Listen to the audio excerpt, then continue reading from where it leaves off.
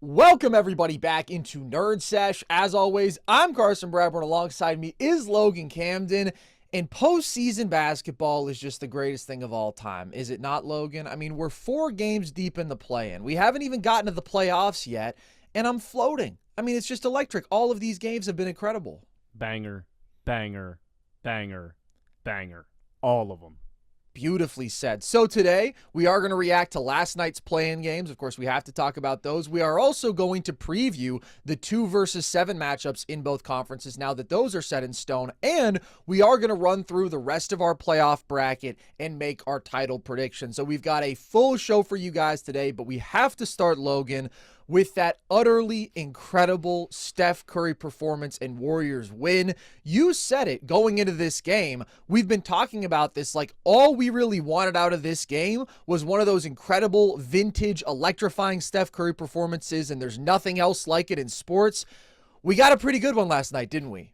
It's an all-time classic, in my opinion. Just with all the turmoil and the disappointment of the regular season, like stakes included, and then just what Steph did in that game. Yeah, I mean, that is an all-time Steph classic that only he can provide, man. Unbelievable. Like, when Steph Curry is on the floor, anything is possible. And this is what I've been yelling about all season. When he's on the court, he is still arguably the 5th best player in the NBA. I had him 6th when we did our rankings, but like there is in no world a tier break between available Luka Doncic and available Steph Curry. If you want to talk about value delivered over an entire season because of availability, of course that's the knock on Steph at this point because the guy is 38 years old. But when he is on the court, he still completely transforms offenses in a way no other player ever has. The second he sets foot on the floor, he still stresses defenses in a way no other player ever has. He is still capable of scoring explosions unlike any other player. The Curry flurry is still this totally unique experience. I mean, 28 points on 88% true shooting in the second half is the most Steph Curry thing ever, where he just turns it on with this unbelievable 3-point shot making. He still gives you 27 a game on 64% true shooting. He still improves his team's offensive rating by 10 points when he's on the court. He still takes this team that played at a 27 win pace without him to a 47 win pace when he's on the court. Like, that is everything that Steph Curry has done this season. He is still one of the greatest offensive elevators in NBA history. He makes everyone and everything so much better. And this is what we always hammer home, right? The plus 20 overall boost that any lineup gets when Steph is on the court. And that's why I thought the Dubs would have beaten the Blazers in the play, and that's why I thought they would, and now I think they will beat the Suns. I just didn't think they would beat the Clippers because the Clippers have been playing awesome basketball for a long time. They had a top 6 record in the NBA over the last 4 months, and Steph still took them out because he was just that special, and he was by so far the best player on the floor in a season in which Kawhi has been unbelievable in his own right. It's just such special stuff. It's completely unparalleled from a 38-year-old guard especially. Like, Steph has all of the best seasons in NBA history by a 35-plus-year-old guard. And I think people are way too eager to take Steph out of conversations he still belongs in just because he's gotten older. And they presume that that means that there's way more of a decline than there's actually been. Like, he doesn't play like he's gotten older. He still does absolutely ridiculous shit when he's on the court. The impact is constantly massive, and he still delivers unbelievable moments like this. And this is exactly why, Logan, a couple weeks ago when we were talking about the Warriors and could they make it to the playoffs or whatever, I didn't want to jump right to the offseason. I didn't want to go immediately to what's next for this team because we know that they have let Steph down in terms of the roster build in all these ways. But when Steph is on the court, he makes magical shit happen. And sometimes you just have to sit back and watch and appreciate that a legend of the sport can still do this as frequently as he does. Like, that's the thing. It's not, oh my God, he really turned back the clock there. Like, this is just Steph Curry when he's on the court. And because of injuries and because of the shortcomings of the roster around him, I don't think the NBA world has appreciated that enough this season, because all he's done when he's been on the court this year is play like a top 6 player on the planet. And so much of this season has just been waiting for him to come back and waiting to see how much he could elevate this team and if he could at least get them into the playoffs. And when he comes back, he does this. it's unbelievable. Like, Steph Curry being on the court means you win basketball games, and a lot of them, no matter what's around him, no matter how they look without him, and we have seen that so many times throughout the 2020s. We've seen it again this season. I do want to give props to the dudes around him because actually a lot of them played very well in this game, but again, without Steph Curry, like, this team is missing one of the most important offensive engines in NBA history, and they can look incompetent without him. And then he comes in and you're like, oh, wow, that's actually a pretty good basketball team. And it's because Steph Curry exists. They don't look just incompetent. They look like a borderline G League basketball team on offense without Steph out there, right? Like, they can do a little bit. And that is something that I think maybe I've underappreciated in Steph's absence, is the fact that a lot of these guys really do slot into the roles around Steph really well. And you can kind of take that for granted because he's been so injured. But, like, you know, I've shit on Gui Santos for a long time, but damn, man, he balled out. Like, he does his job perfect alongside a guy like Steph. And the Curry flurry, man, there is something so... It's like believing in Santa Claus when Steph gets like that, man. That is the only way. It fills you with this childlike wonderment and this... He's just one of my favorite players in NBA history to watch. And he is, like, literally... You can say this about a lot of guys, but he is one of one. There has never been anybody quite like Steph. That final shot that he hit on that... And it reminds me of Peyton and Marvin, man. Like, that final play where Steph hits that three off the dribble handoff from Draymond... It's telekinetic almost. Like, Draymond and him just have this moment where he's like, we know exactly what we're doing, and he tosses it. Dre tosses it right back. They run like a counter play almost in football where they flip the side. Steph comes off the left side, boom, drains the three, and that's all the sliver in space that he needed to make that happen. I agree with you. I think there's a lot of guys that from this game that deserve a ton of credit outside of Steph. I thought him and KP were awesome offensively. Al Horford hit some big-time corner threes. Draymond locked Kawhi's ass up in the fourth quarter. He swung the tide of that game defensively, too. But Steph's the engine. This thing doesn't get started. It starts and stops with Steph. And I'm literally, I felt giddy last night with excitement, man. And I don't want to get overly negative because I am rooting for the Warriors to get in. Oh, this team with Jimmy, man. Oh, my God, it gets me tingly of what they maybe could accomplish. Dude, and this is what I have been saying about this team. Like, I actually do like some of the moves that they've made, and I actually do like some of the fit of these guys around Steph. Like, when he's off the court, they don't even look like an NBA offense, but when he's on the court, a lot of these guys do complement him well, because what do you have to do to complement Steph Curry? You have to be a pretty high IQ, high feel basketball player. You have to know when to cut. You have to be a solid connective passer. You have to be able to knock down your open catch and shoot threes, because he is going to create so many opportunities for you. You just have to cash in on them. And Guy is one of those guys who has been playing so well for months now. Like, since the All-Star break, he's been phenomenal. Paz has been having the best stretch of his career. And then you bring in a couple of vets like Al Horford, who was massive in this game. D'Anthony Melton, who hasn't shot the ball well this season, but I still like him as a fit for the team. And then KP is in a lot of ways sort of an ideal fit for this team just because they've so desperately needed like a big who can really do any sort of damage, but he brings the dimensions of rim protection and post-up mismatch stacking and three-point shooting that we all saw in this game. When you don't have Steph Curry, when you don't have somebody who can really stress a defense as a lead option and do all the things that he does, yeah, they look like a disaster, but when he's out there and you slot everybody into their proper roles, it just looks like a legitimately very good basketball team. And that's the superpower that he has. He is the greatest geometry changer and attention drawer in NBA history. And oh my God, some of the stuff he does in this game, like, it's not just the volume of threes, it's the threes that he's hunting. I mean, the step backs, the tight window contested threes, it's truly Steph Curry at his best. So I just can't say enough about that. Like, again, I think there's an instinct to say, oh my God, look at what they've squandered, because Steph is maintaining this sort of guard longevity that we've never seen before. And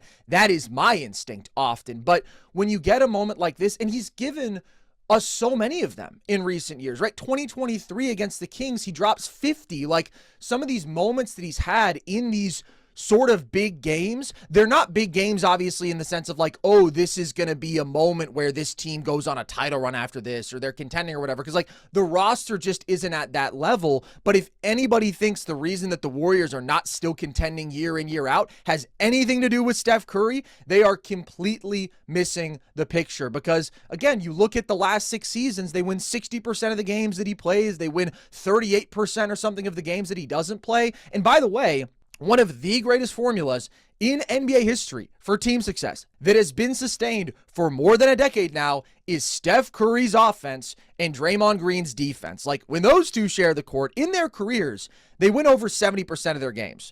That's insane. You're talking about 14 years of these dudes playing at like a 60-win pace when they share the court. And I think you do have to give a lot of props to Draymond for his performance in this one too, because he was just unreal on Kawhi Leonard. Like when guarding Kawhi, he shot 2 of 7. He had 3 turnovers. Like he was just taking the ball from him late in this game and so physical, keeping him from getting to his spots, bothering his shots, taking away his ability to get going off the catch. Like just one of those absolute masterclass Draymond performances where he stared the best offensive player on the opposing team right in the face, and he just totally won that matchup, especially when it mattered most late in this game. He did. I mean, he came up with 2 huge, crucial steals. He held Kawhi scoreless in the fourth quarter, basically the entirety of it until the final 30 seconds of the game. I mean, he's transcendent, and I just don't want to take these guys for granted, man. I'm going to miss both of them so much, but they're both still at such an obscenely high level in what they both do, and it's incredible. It is genuinely incredible that these two guys have played together for so long, that they have sustained this level of elite play. And honestly, man, Draymond's athleticism surprises me, man. His mobility for his age, also his toughness, him being such a tough SOB to tweak his knee or whatever, and then he said, nah, man, they need me. I need to get my ass back out here so we can win this basketball game. And it is, honestly, we can be as pessimistic as we want. This has got me all geeked up to the point where I'm like, nah, man. If the Dubs can keep the continuity, if they can somehow bring KP back, I could find myself talking myself into I'm on the Warriors bandwagon again in the offseason. Like I legitimately with a healthy Jimmy.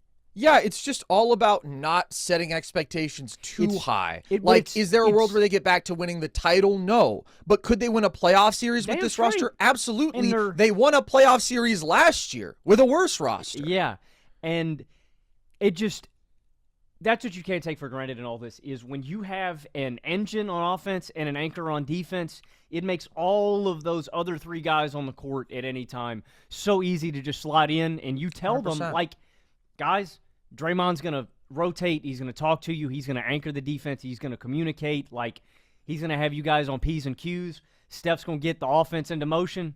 Y'all just do the little things. Do your job. Swing the rock to the open guy. Get rebounds. Work hard. And we're going to win. That's the bottom line.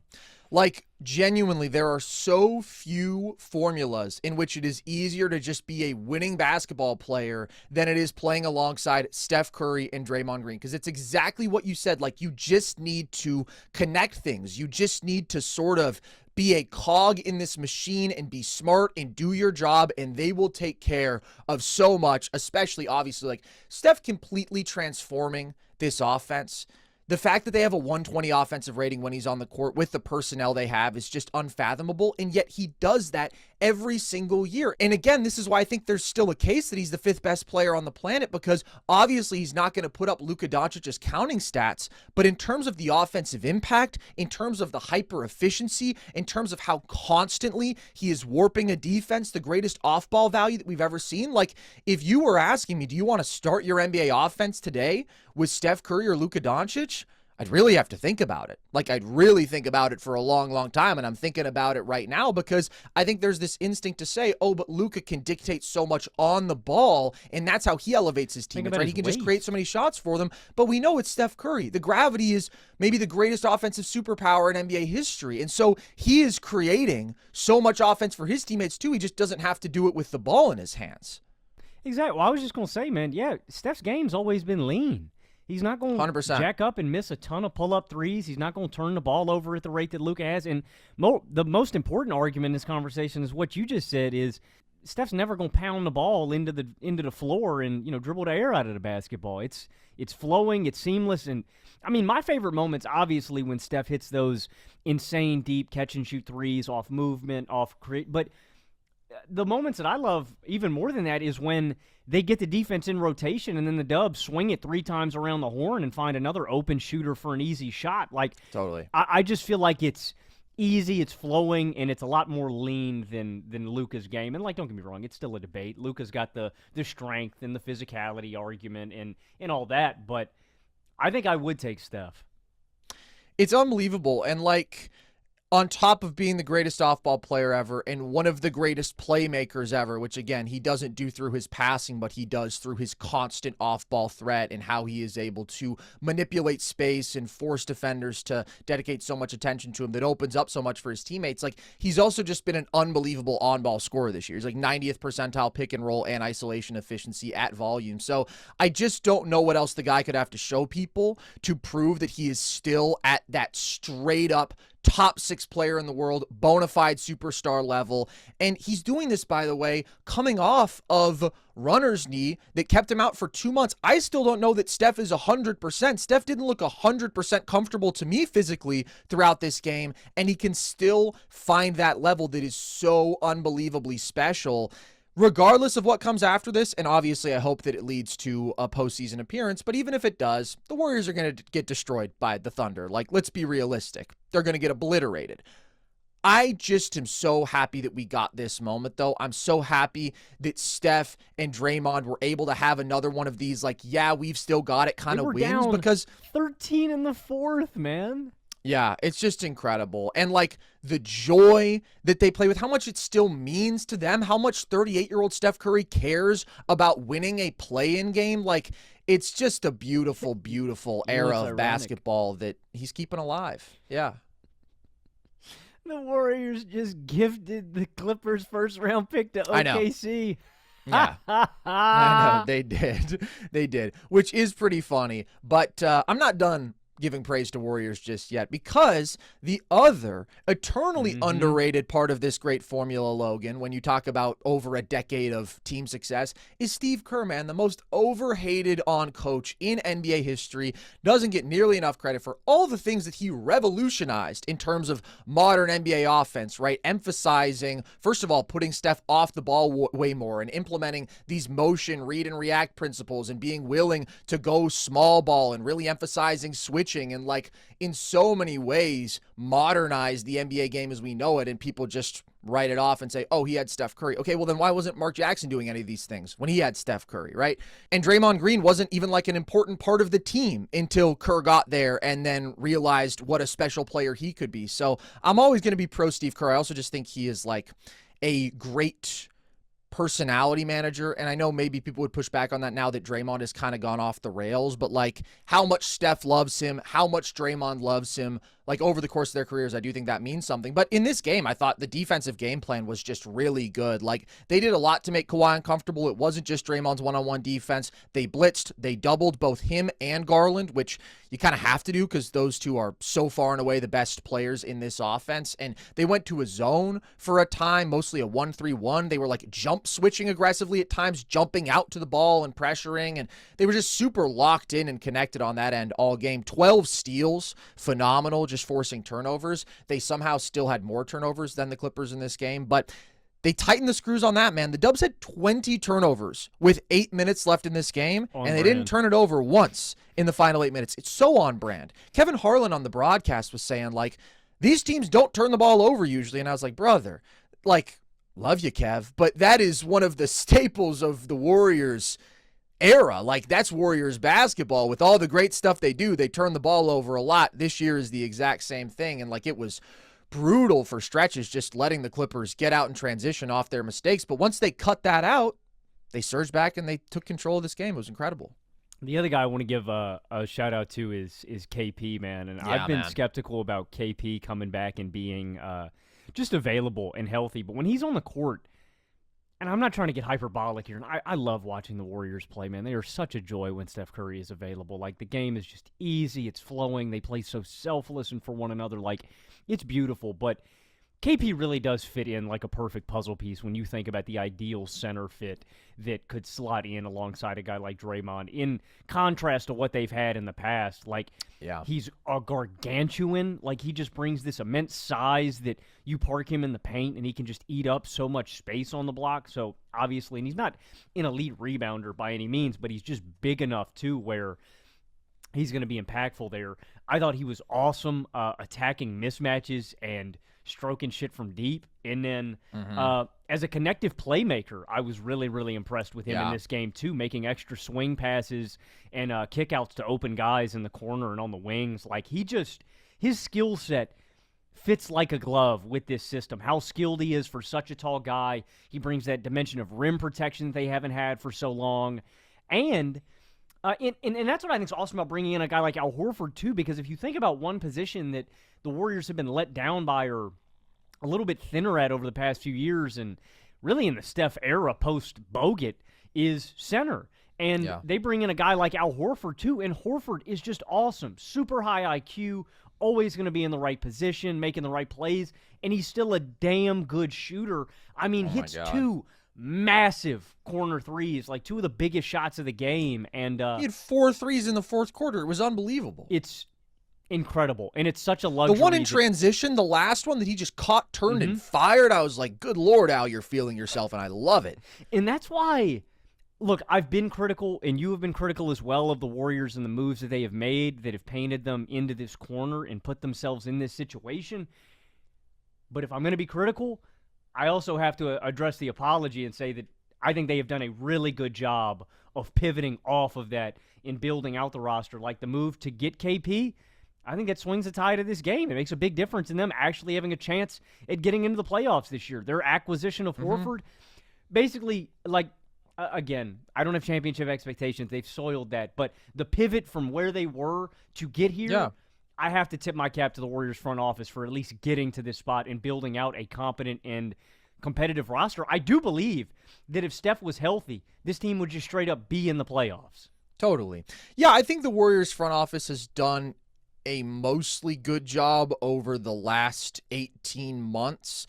But even then, I like the Jimmy trade. The injury is out of their control, obviously. That's brutal that now his value going forward is much more up in the air. We just don't know, and he's being paid $60 million, and you don't have him for this season regardless. So that sucks, but I did like the move. The Kuminga saga, disaster overall. At least they finally traded him, and I was good with the KP trade, even though availability is always such a big concern because I think the talent and fit is so good, and Kuminga wasn't doing anything for them as it was, and they had already let his value drop so far.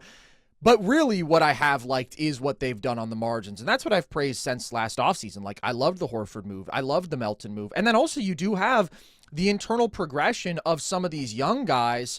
Brandon Podziemski, post-All-Star break, giving you 18, 6, and 4 on 60% true shooting, playing the best basketball of his life. Guy Santos, since the All-Star break, 16, 6, and 4 on 60% true shooting. And these guys are Warriors basketball players. Again, they're good without the ball. They're high feel. They compete. Pods has always been a really good offensive rebounding guard. Like, they play hard on both ends of the floor, and so they just really fit once you drop Steph Curry into this team. And again, he brings everything together, but especially Guy made some really big plays in this one, a couple turnovers, but he has just shown himself to be like a very legit good NBA forward. So you have those guys, and then in so many ways, it's like, yeah, these emerging pieces for the team because KP was phenomenal. He kept them alive for a lot of this game. Horford, incredible. The center situation is easily the best that it's been for the Warriors in a long, long, long time, especially having that dimension of floor spacing and three-point shooting from the 5, which they've really never had. I mean, Quentin Post was their option for that last season. Yeah, now they give you this alternative look, too, where you can run Dre at the 3, Horford at the 4, KP at the 5 if you want to. They haven't had that look. You know, they've just been a really small team, so now you can actually match teams in terms of physicality. I'm pleasantly surprised with where the Warriors are at. Yeah, I still think big picture, I mean, not to be pessimistic, but it's like we shouldn't be in a spot where we're getting excited about them winning a play-in game. We should be in a spot where they should be winning playoff series because they do have Steph Curry and he is that good. Look, man, I'm just not going to do a whole Warriors front office party here, okay? Because that's not what this is about. No, I'm just this saying is about I'm enjoying Steph Curry. the classics. It's like we're watching a rerun on TV. They got the old man crew out there still getting it. It rocks. It does. It is fun. We got a Brook Lopez versus Al Horford post-up last night in 2026, and Lopez absolutely bricked a fadeaway, but, like, that's what I'm coming here for, man. That's the good stuff. They may be the oldest team in the NBA, but they do have dudes who work together, who know how to play basketball when they can stay on the court. Like, that's really the criticism of the Warriors at this point. It's just availability. If it's KP, if it's Jimmy, if it's Steph, if you can get all those guys on the court and keep this group of role players next season, I think you're talking about a 50-win basketball team. But again, the bar to be a 50-win basketball team when you have Steph Curry, even at 38 years old, isn't that high. But just another one of those moments, man. I mean, last year, a couple of master classes that he had against the Rockets, like, if you put him in some of these big game formats, you know what Steph Curry is going to do, and it's going to be special. But I did also think this was a testament to how this roster does work when Steph is on the court, but also the fact that they're so bad when Steph is off the court is the ultimate testament to Steph Curry. God bless Steph Curry, man. He's so inspirational. I was just going to say, too, man. I mean, the other guy missing, you're also missing Moody, too, man. You're not just missing Jimmy. True. Like, that's another really impactful, good Warrior. Who had a really good season. Absolutely. I do want to talk about the Clippers, though, because they had a good season, and it's just really tough that it ends like this. After the awful start to the season, they went 36-19, and that includes them continuing to just rip off wins after trading Harden, after trading Zubats. Like, you get a full season of healthy Kawhi, and he's unbelievable. He just, like, reestablishes himself as this first-team All-NBA caliber guy. Garland comes in for you and averages 25 points and 8 assists per 36 on 60% true shooting, and I thought was really good in this game. I thought Garland kind of put it to bed for a moment. After he had the floater and one, and then he hit the pull-up three, I was like, man, that's tough. And then, obviously, Steph went crazy, and the Warriors still found a way. But to not make the playoffs after you turn around your season like that is just a really unfortunate outcome for them because, as you said, they're giving away their first-round pick no matter what. So what's next for them?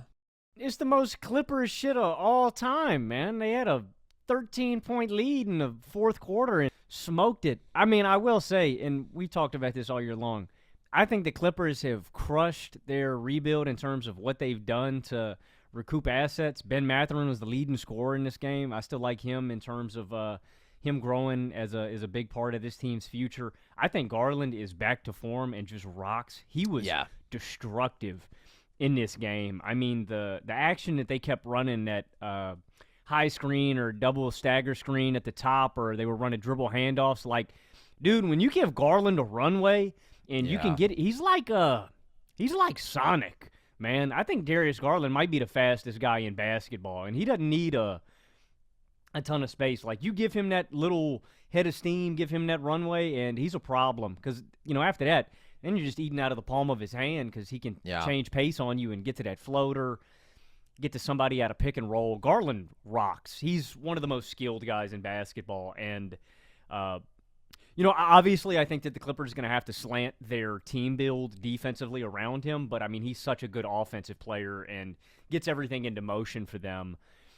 I think they've crushed it. I guess the big question for the Clippers, and, I mean, they don't have their pick for... They don't control their first-round pick until 2030. It's either given away outright or they're on the wrong end of a swap.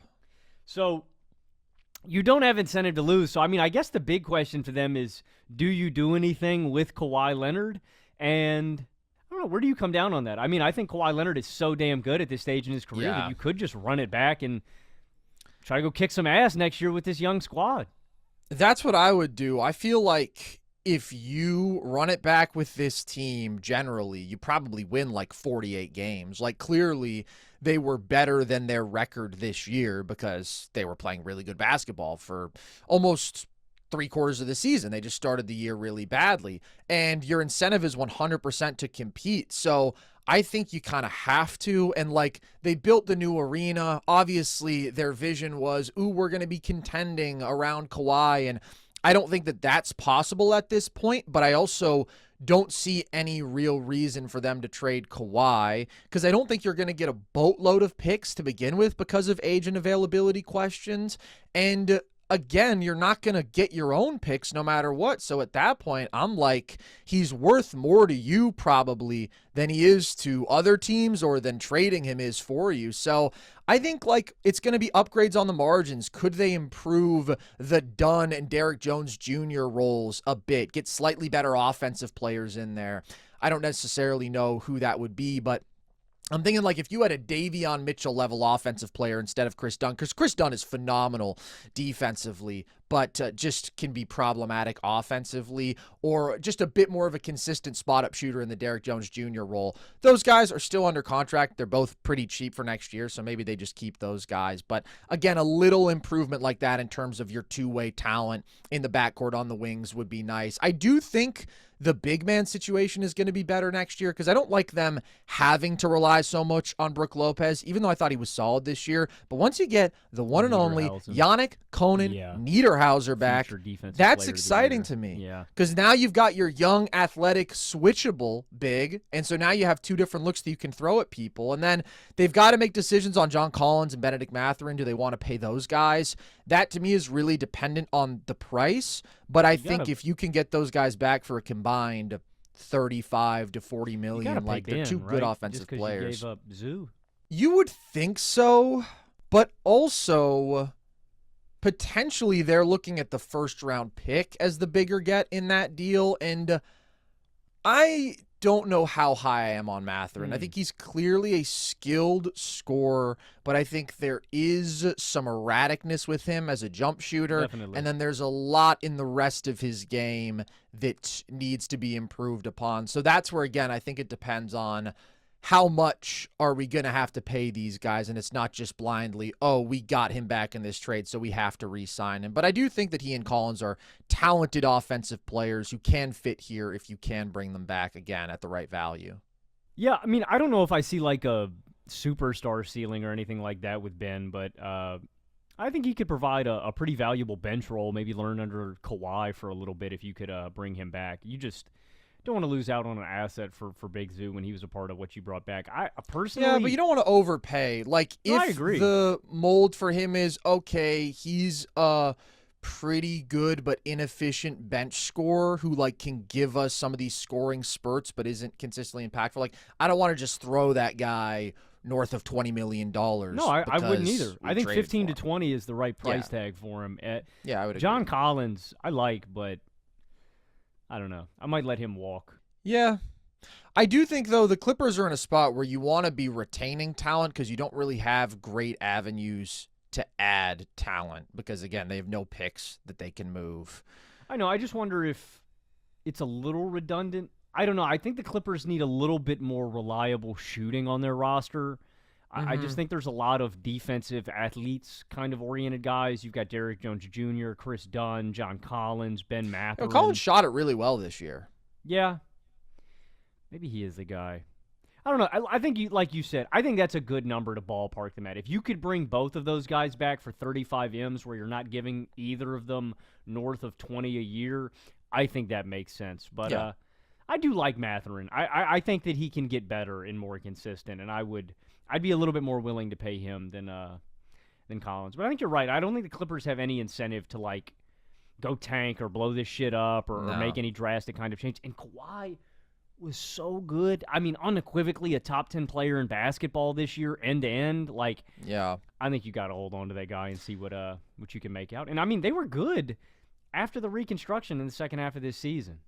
Yeah, I think the only reason that they would even consider moving Kawhi is if he puts real pressure on them and he's like, I'm not just going to sit around and watch this team try to make the playoffs, but like never have a ceiling that's much higher than that. And I do think that's the reality for them. Like, I can't see them reaching a sort of title ceiling just with the spot that they have put themselves in. And then also there is always the looming possibility of league sanctions because turns out Kawhi wasn't actually planting all those trees. I don't know if that's ever going to come down. That could limit their roster building ability even a little bit more. But it's tough to be relying on like 38-year-old Brook Lopez and 37-year-old Nick Batum, but those guys are still solid when they play. And what alternatives do they really have? Like, I think more or less we're going to see the same version of the Clippers next year. And it's not necessarily a bad thing. It's not great, but I think they're still a competitive, good basketball team, and that's something. But it is hilarious that now they're giving a lottery pick to OKC because, of course they are, man. Sam Presti can see 100,000 years into the future. He knows how we're all going to die. 7% chance to get a top 4 pick. OKC. Yeah, I think people are freaking out about it a little bit too much, but you never know. There is the crazy outcome. I would have like an evil villain moment, and I would just laugh because... Yeah. What's his comp? Sam Presti's like Dr. No, I was going to say Dr. Doofenshmirtz. That's kind of disrespectful. That's super disrespectful. Did like you watch Zerd? Phineas and Ferb? Dr. Doofenshmirtz is a buffoon. He's a brilliant inventor, but he's also a common fool. So is Sam Presti like Perry the Platypus? Yes, exactly. Okay, that's a better one. I should have gone with that.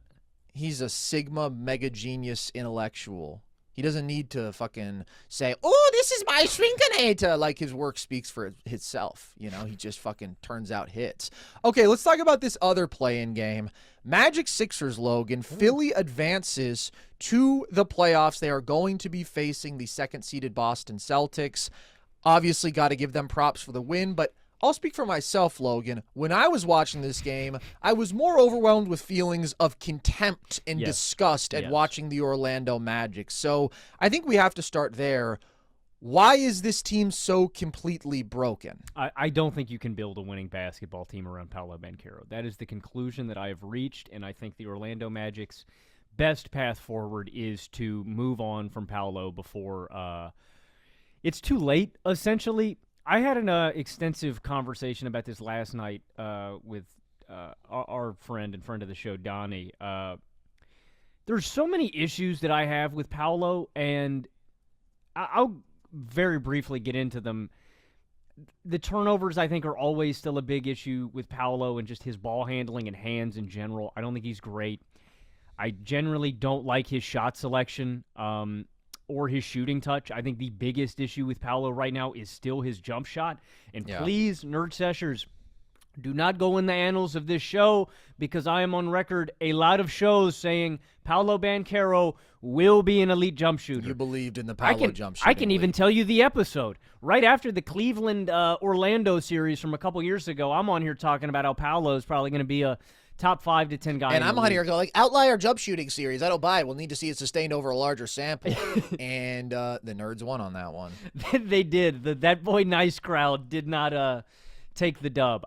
No. I think that's his biggest issue in terms of building around him, because what you've seen now throughout this year is that defenses will just sag off of him and try to basically bait him into taking that jump shot. And he likes taking it. That's the problem.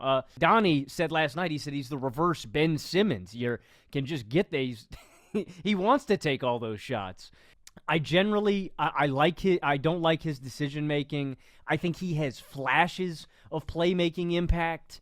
And one of my biggest problems with Paolo is his lack of defensive impact. I think the idea of Paolo Banchero has always been a lot better than what he actually is. Honestly, the most optimistic I ever got about Paolo, the defensive player, was when he was playing with Team USA and he was playing alongside all these other stars, and he kind of had to do some of the dirty work on the glass and playing defense. And then he gets back to Orlando, and again, I think the idea of Paolo on that end is better. And some of the defensive and situational awareness stuff. So my conclusion with Paolo is basically, I just don't think he fully understands how to maximize his value and get the most out of his skill set and what he does great. And he's got too many major issues to fix. And so the logical conclusion and question to me with Paolo is, what part of the Paolo shooting star phase are we at? And what I mean by that is, are we at a point where if Orlando put him on the trade market, would fish come biting? Would there be teams that would be interested in acquiring him and still going, oh, he's the number 1 overall pick. He's still got all this boatload of potential. He can still be a superstar. Is that what general managers are saying? Or are they closer to where I'm at and going, wow, this guy is one of the most flawed superstars in basketball. We don't want anything to do with him. Well, he's not a superstar at all. He's one of the most flawed. I guess you could I'm just call him a saying, star because he has the offensive volume, but yes, the impact that is not exactly close. what I am saying. I am saying, is there a general manager out there dumb enough to conflate his counting stats with actual impact? Because there is a chasm between all of that. The numbers, and if you dive into the on-off stuff, that'll tell you way more about him. But the raw volume numbers would indicate that this guy could be a star, and he's just not. He's not a winner. Yeah. And when I come back to it with Orlando and when I watch them play, I think you could very, very easily build a winning basketball team on the foundation of Franz Wagner and Desmond Bane. And I think they are just way more malleable and easy to build around than Paolo. And I think Paolo actively hurts this team. And he's got way too much refinement to do before he's ready to really impact winning at a high level. And again, we've had this conversation year after year so often, and I said this before the playing game, but I have just reached this point where I am completely out on the guy. And the reason I say flawed superstar with Paolo is because of the counting numbers, but more so because of what we saw go down at the trade deadline. Trae Young, really high on him, a year, 2 years ago. Anthony Davis, the guy got moved for Luka freaking Doncic not that long ago. Are we at the point where somebody would say, hey, Orlando, we'll give you a bunch of first-round picks still that you can recoup from the Bane trade and get ready to boot up for the future, and we'll take Paolo off your hands? Or are we at the stage where Orlando is basically saying, hey, can you please take him off of my hands? If I had to guess, I think that we are much closer to he's a toxic asset. Nobody really wants this guy because they understand that the volume does not equate to winning basketball impact. And I want to hear your opinions on this too. I mapped this out last night. I have 7 to 8 potential franchises that may be dumb enough to trade for Paolo, and we can get into if it's actually feasible or what we think Orlando should and will do. Where do you land on the Paolo line? Are you with me? Are you still holding out hope? What's next, man? Brother, I'm on the record. I'm done. I am with you 100% on this. I am so done with Paolo Banchero. This was an absolutely hideous game. One quick stat, there have been 7 games in the NBA this entire season in which a player missed 15 or more shots, had 6 or more turnovers, and posted a true shooting percentage below 45%. Paolo Banchero just did this in back-to-back games. He did it in the last game of the regular season, and he did it in the play-in. I'm just out on him, man. Like, he has so many massive flaws that completely hold him back from being an impactful player. He is the worst volume jump shooter in the NBA every year. It doesn't get any better. It's actually gotten worse this year, and it is such a massive problem that it can't be overstated. Like you said, teams can sag off of him, and he can't do anything about it because all of the outcomes are bad. He either misses the jump shot that he gets baited into taking, he passes out of an open shot, which just eats up time off the clock and, again, does nothing to punish this team for ignoring him, fucks up the spacing for the team, or he forces a drive into traffic, and he's not good at playing in traffic. His handle isn't nearly good enough. We saw that repeatedly in this game where he's getting stripped. He's losing the ball when he tries to play in a packed paint. His floater game is awful, so he doesn't have the touch shot making to beat defenses in some of those crowded spaces. He gets tunnel vision where he just puts his head down, and that's where he makes more mistakes and turns the ball over more. His decision making is bad, so he is the least efficient volume scorer in the NBA since he entered the league. He's a turnover machine. He's an egregious ball stopper. He's a spacing and off-ball nightmare because he's this 6'10" guy who wants to operate from the perimeter, but is a terrible jump shooter, so he has no value playing off-ball, playing off the catch, and he wants to dominate the ball, but he's not good with the ball in his hands, and he's a bad defender, so his team has been worse with him on the court every year of his career, and their offense always sucks when he's on the court, and he has completely stagnated for 3 straight years, and that's the big point to hammer home. It's one thing when you have all these massive flaws, but you're 21 years old. Now we're talking about holding Paolo to a different standard because maybe you're hopeful that he's going to get better, but like, guess what? We've seen no signs of progress at all. And now his 5-year, $240 million contract is kicking in. And this team went all in, right? Trading 4 first-round picks for Desmond Bane. And Bane has actually been really good, but they did so thinking Paolo is a player we can build a winning team around. Paolo is a guy who we need to be giving the pieces to help this team win right now. And it turns out this guy is not a player you can build a winning team around. He is the same extremely frustrating and deeply flawed player who doesn't actually impact winning at all. And now you've just gone all in on the wrong guy, essentially. You traded a bunch of picks to try to make things better for that guy, and he didn't get better in that situation at all, and your team didn't get better at all, and you're the same middling 40-something win team that's going to get bounced in the play into the first round of the playoffs that you've been for the last couple years. And again, Desmond Bane has been their best player. Desmond Bane has totally carried his end of the bargain. It's Paolo being that disappointing. And we're not judging him as a young guy. We're judging him as a max contract player now who his team is trying to build around, and he is not nearly good enough to be that. So you look at this team and like they are completely broken and they clearly need major change. And by the way, I think the most likely thing that happens is Jamal Mosley gets fired, and I'm good with that because I don't think Jamal Mosley is good, but also I would trade Paolo. Like you said, the trend lines are just so concerning.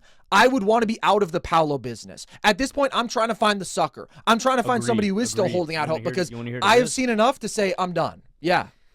Yeah, I completely agree with you, man, because you know what I think is going to happen? If I had to actually make a prediction on what I think is going to go down in Orlando, I think that they fire Jamal Mosley. He's going to get the ass of it. They're going to pin it all on him, and then they're going to run it back the exact same shit, and they're going to win 40-some games next year. And this is when the rest of the league is going to catch up, and they're going to realize, damn, man, I think Paolo's not that good. And then his value is going to tank. That's why I think it should be on right now. Also, additionally, before I get into the list of potential suckers, dude, you're talking about a major overhaul.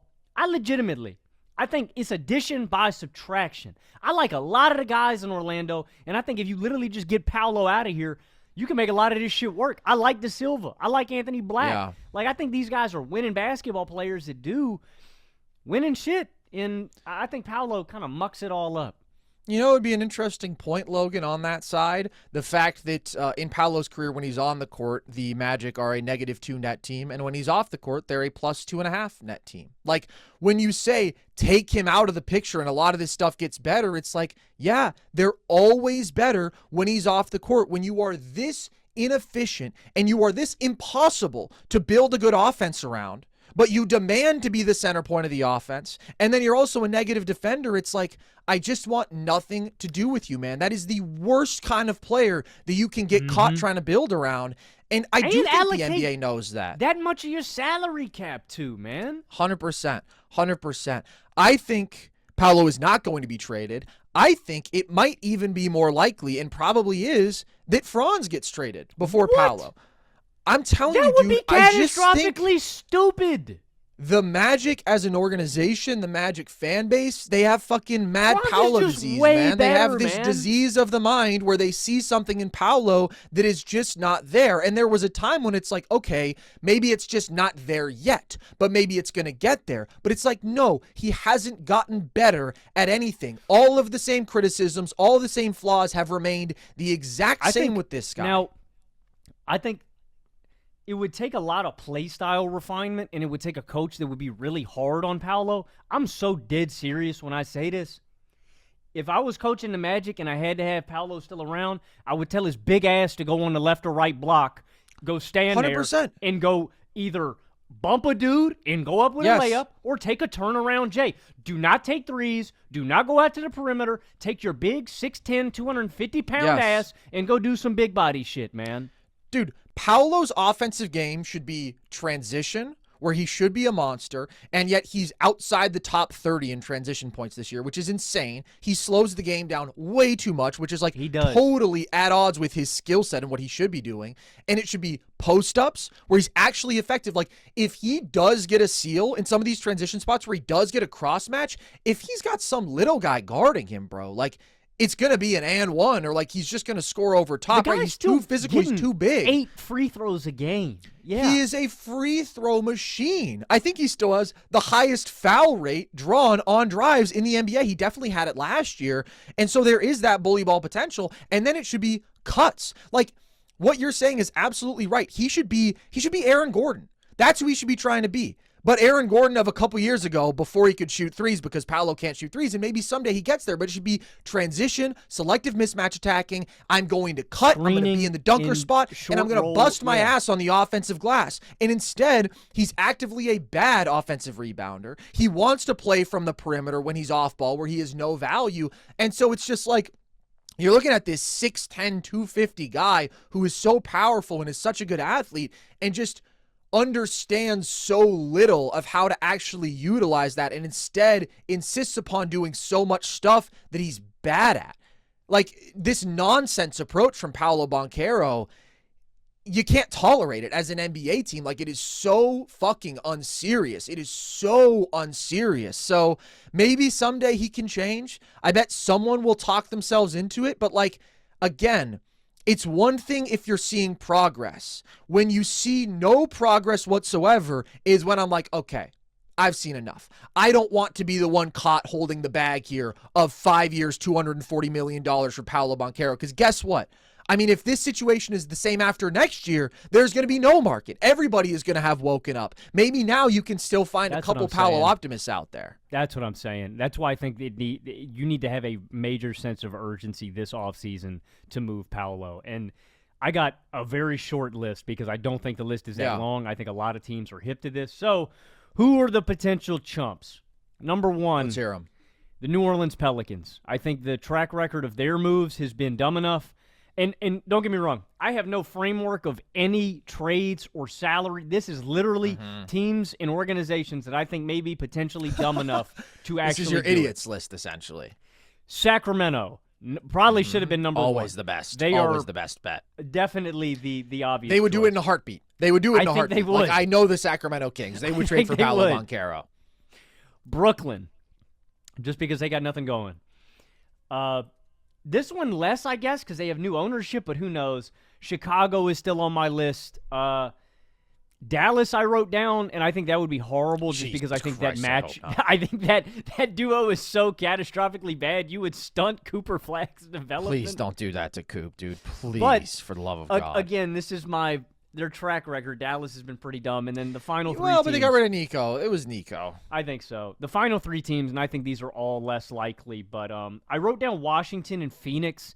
Phoenix just because they got Jalen Green back, and I didn't like that. Washington just because they've made some other big superstar moves. So you're literally not talking about like any potential to actually get Paolo. You're just saying these are the teams that I think are dumb. This is basically what we're doing right now. Well, okay. Actually, let me say this.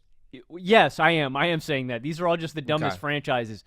Well, the first time that I went through, anytime I do a trade or I'm trying to come up with trade ideas for a player, my first question that I always ask myself is, what's the ideal fit? No team fits Paolo because he's a loser. So you're going to have to be a shitty team that's got nothing going for you. I'm telling you, dude, I think it's the Kings and maybe only the Kings because they have contracts that could match. They could throw you like DeAndre Hunter and Malik Monk or Malik Monk and Keegan Murray or something and then give you a couple firsts because I know they'd be willing to do it. They would. They're the Sacramento Kings.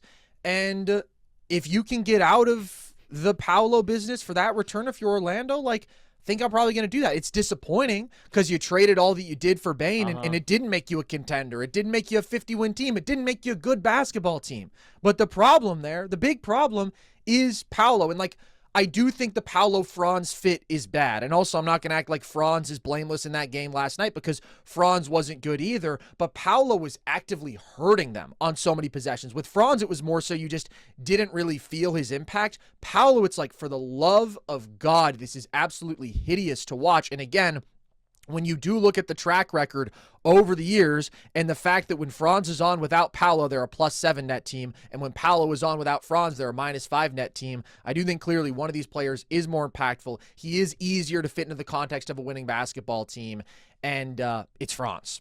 Paolo, I just think right now, way, way too flawed, way too unserious a basketball player to be the centerpiece of anything. So, yeah, I think you're looking at the Sacramento Kings and you're saying, come tango. Let's play a little ball. Let's make something happen. You know you want Paolo Banchero, and they would. And then I feel bad for whoever gets drafted there in the top 4 this year, presuming they land one of those picks, because now you're part of the Paolo Sacramento Kings show, which is the worst show in basketball. I do think the clock's ticking, though, man. I think there is a clock ticking, and Paolo's going to expire on the market at some point, even if he has. And that's coming from a point of him actually having suitors. I don't think he's going to have suitors now, but I think in a year's time from now, at the end of next season, if Orlando does what I expect them to, get a new head coach, pin it on Mosley, go through the thought process of, oh, if we get an offensive coach in here, he's going to miraculously fix all of our issues. And I think it's less of an issue of coaching and more of an issue of actual skill set issues with Paolo and him just being a flawed basketball player. So I think they're going to be chasing their tail if they do it. And in a year's time, he's going to get a year older. That contract's going to have kicked in, and I think a lot of teams around the league are going to go, wow, I don't want him. But, yeah.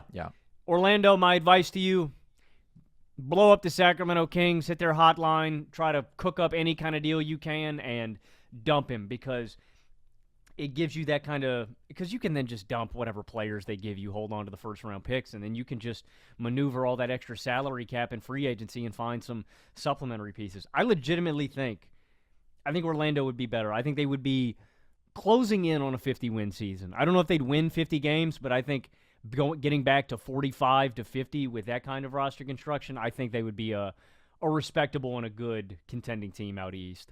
Yeah, it's tough because I don't want to put everything on Paolo here. Like, there are plenty of other flaws with this offense. Like, the three-point shooting outside of Bane is just flat out bad. And again, the fit with Paolo and Franz being bad is not 100% on Paolo, because I also don't think that Franz is very good playing without the ball right now, especially considering his inconsistencies as a jump shooter. So there is a lot that this team needs to figure out. I do think coaching was a real problem for them. So it's not like you just remove Paolo and overnight things get better. My thing is, I'm worried that Paolo is dead weight at this point, that I just don't want to be attached to. And so it's not that I'm expecting some miracle. It's like, I want to get out of that business on the early side rather than get caught late and continue to try to maneuver and continue to make more investments in trying to build around Paolo that ultimately just sort of sink you deeper and deeper into this pit. So, look, they've still got a chance to get into the playoffs. If they beat my beloved Charlotte Hornets, I'm going to be bummed because, my God, the Hornets are just such a better basketball team.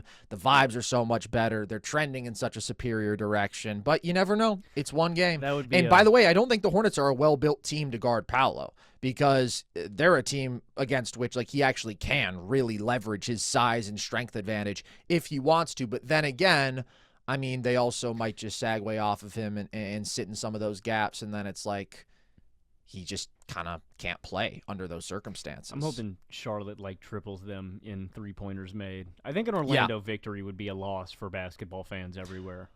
100%, dude. The difference in between how fun a Charlotte-Detroit series would be and an Orlando-Detroit series, like, it's not even close. Like, bro, we were both at a place where we picked Orlando to lose this game purely as an anti-Orlando position. Like the Sixers game, it's like, they don't have Embiid. They've been super mediocre without Embiid, but they're playing the Orlando Magic. So give me whoever is not the Orlando Magic. And that's going to remain my philosophy, although I do also legitimately like the Hornets. I do want to give some props to the Sixers for winning without Embiid, because it's not an easy task. It's something that they've been asked to do a lot this year, and they've been able to hover around 500 in the games without him. But Maxey always just, like, imposes himself on the game so much. The speed, the pull-up shooting, like, you always really, really feel his offensive presence. And then VJ, I thought, super impressive in this game. The speed, the mid-range game with him is so advanced for being a rookie. What he does in transition. Oubre made a lot of big shots off the catch. PG, not his best work, but made some big, tough shots for them. Andre Drummond just still cleaning up the offensive glass. He gave you some good minutes, and I really thought you felt this team's collective athleticism. Like 9 blocks, 8 steals. They made some phenomenal plays defensively at the rim, and they were able to turn defense into offense a couple times with those steals into transition, where guys like VJ and Maxey are really good. So props to the Sixers. I thought they were able to exploit some of the Magic's major offensive issues, and they were able to do enough offensively on their own. This is a pretty ugly game. This is definitely the ugliest of the games that we've seen, but Philly got it done without arguably their best player, and that's a big deal. Philly's good, man. Philly's really solid. Oubre's jump shooting was really important, especially in the first quarter. Paul George does so many complimentary things. Well, it sucks, man, because if Paul George is getting paid like $20 million, he'd be one of the best contracts in basketball. Unfortunately, he's being paid like $55 million this year. Would you rather be attached to PG's contract or Paolo's PG. Contract? No doubt. No doubt in my mind. I'm so serious. Yeah, it's not as long. I mean, PG that's can, pretty also much PG it can for help me win games. He can. And he's going to play make really well, and he's going to play defense on the perimeter and make shots off the catch and fit into a team. Yeah. I agree. Maxey is unbelievable. His off-the-dribble shot making, especially from deep, is incredible. I love he's such an elite mismatch attacker, and I don't mean mismatch attacker in terms of the physicality. I mean it in terms of the speed element against big men. Yeah. Like when he gets a big on him or a slower-footed kind of guy, I'm sitting there like he's licking his chops because he's going to get that shot off. And then the other guy I do want to give credit to for Philly is Andre Drummond. I thought Drummond was phenomenal in this game. Hit 2 big corner threes, hit the dagger one at the end, and also had this fucking beautiful laydown pass to PG cutting out of the post late in this game too. Drummond, what a development and trajectory, man. Dude, getting bounced from this game on an Andre Drummond 3 was just a perfectly brutal way for this to end for the Magic. I'm like, are you kidding me? Paolo, like, did he airball a corner 3 or hit the stanch? He badly missed an open corner 3 right before Drummond flashed, too. Yeah. Andre Drummond has dedicated the last 8 years of his life just to being able to make wide open threes. And actually this year, he's been able to kind of do it. That. I still get nervous every time he puts one up, but like he's hit aroused. 35% of them. And he's hitting 63% of his free throws, Logan. It's incredible. It's actually like pretty impressive shooting development. Obviously, like he's still a bad shooter. But compared to what he was, he was one of the worst free throw shooters in NBA history. And when he first started putting up threes, he missed them all by like 12 feet. If a time traveler had come to me 10 years ago and told me Andre Drummond would eventually be shooting threes, I would have told him he was full of shit. I mean, it's one of the most impressive shooting developments. I mean, like, you know, the most or when they get up to like 40%. But from where Drummond was, Drummond couldn't. Drummond's one of the worst shooters I've ever seen, man. I think it's so endearing and impressive to me that this guy has worked so hard to add that shot to his arsenal, man. It is fun. I mean, again, I still cringe every time that he puts one up, but he went 2 or 3 in this game. It fires me up. That's something. Man. I think it's awesome. This episode is brought to you by Fabletics. I am wearing Fabletics head to toe as we speak, guys. I really, really love this stuff. I've got my hoodie on. I've got my sweatpants on. You can't see them, but you have to believe me. I step outside. There's a high percentage chance I'm wearing Fabletics head to toe. People see me. They say, are you wearing Fabletics head to toe? I say, yes, I am. My girlfriend to my right, she's imaginary. She's also wearing Fabletics head to toe. We look the freaking balls, man, because this stuff is fantastic. The quality is excellent. It's so comfortable, and it's so versatile. You can wear it to the gym. You can wear it on a beautiful sunny day out. You can cozy up with your hoodie. If you've got Fabletics options in your closet, you don't have to think about what you're going to wear for the day. You just open it up, boom. Someone's going to call out to you. You throw it on. You're comfortable. You look good. It's the best. Shop now at fabletics.com/nerdsesh to get 70 to 80% off everything when you sign up as a new VIP. Take a quick style quiz and be sure to select NerdSesh when prompted to unlock your 70 to 80% off. This is a limited time offer, so don't wait. Again, that's fabletics.com/nerdsesh for 70 to 80% off everything as a new VIP.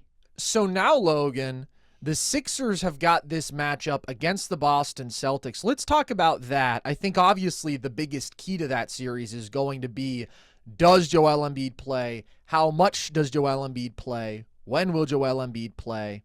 Because he's coming off appendicitis, which you gave him. You cursed him.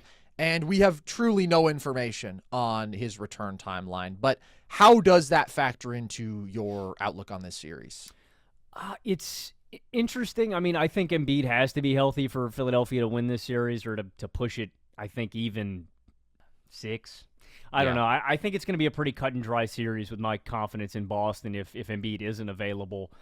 Maxey, I think, would have to be a superhuman. But if Embiid's healthy, I mean, the guy's a walking 38-4 basically anytime he plays. He's going to be a liability defensively for this team, but you think about the potential matchups. I mean, I think he's a matchup nightmare for any of these big men on the roster. If it's Keita, if it's Vooch, if it's Garza, like if the guy's available, the Sixers have a shot. I do think the Sixers match up decently well with the Celtics in terms of athleticism and speed and guys on the perimeter. Like, I think it'll be a competitive series, but Boston their offense is such a machine that I really think they need Embiid's firepower and jump shooting to 100%. Keep them, not that it's going to be a boat race, but I think they're just going to need that extra kind of juice. It's a little too much on the shoulders and a lot of reliance on jump shooting from the likes of Maxey, Edgecombe, and Paul George and Oubre if a guy like Embiid isn't going to be available. So I'm hoping it's like every season, man, and this is why I was skeptical about the Sixers, but it would be nice. Even if we could just get 3-4 games out of Embiid in the series, that's an ideal outcome. And it gives Philly, again, in the early part of this series, you just need to steal a game or two to potentially extend it and give Embiid another chance at coming back and playing. So I'm rooting for that outcome, although I am skeptical that he'll be available.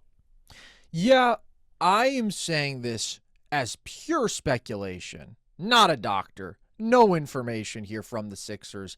I feel like maybe he'll come back for game 3, like once you go to Philly, just because people say normal recovery timeline from an appendectomy is like 2 to 4 weeks. And I think he already had the surgery a week ago.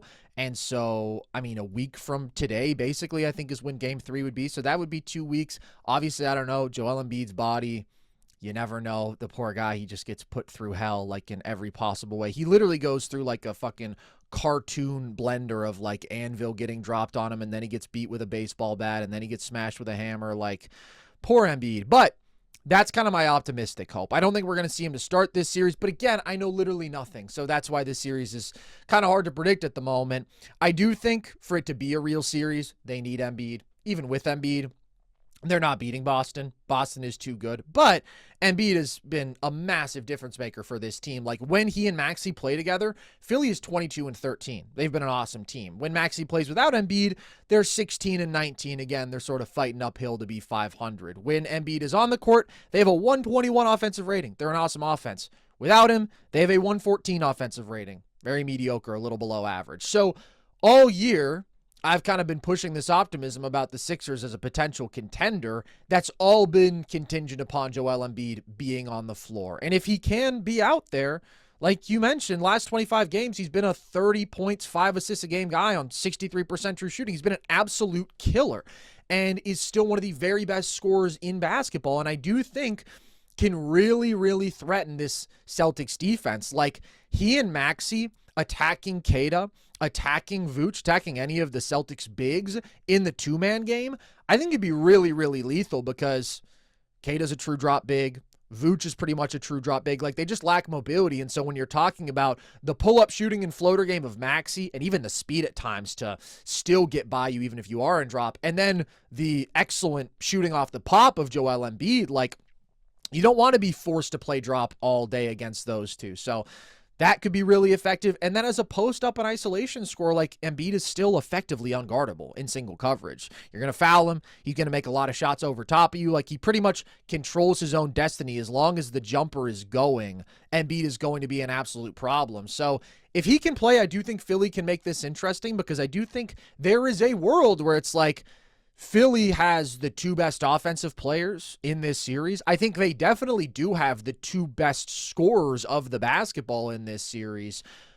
But if Embiid isn't out there, then this team is just at such a talent deficit. I do optimistically imagine that we'll see him at some point. But regardless of if Embiid is or isn't out there, there's a huge amount on Tyrese Maxey's plate. So what does he have to do to make this an interesting series? And what are you expecting from him?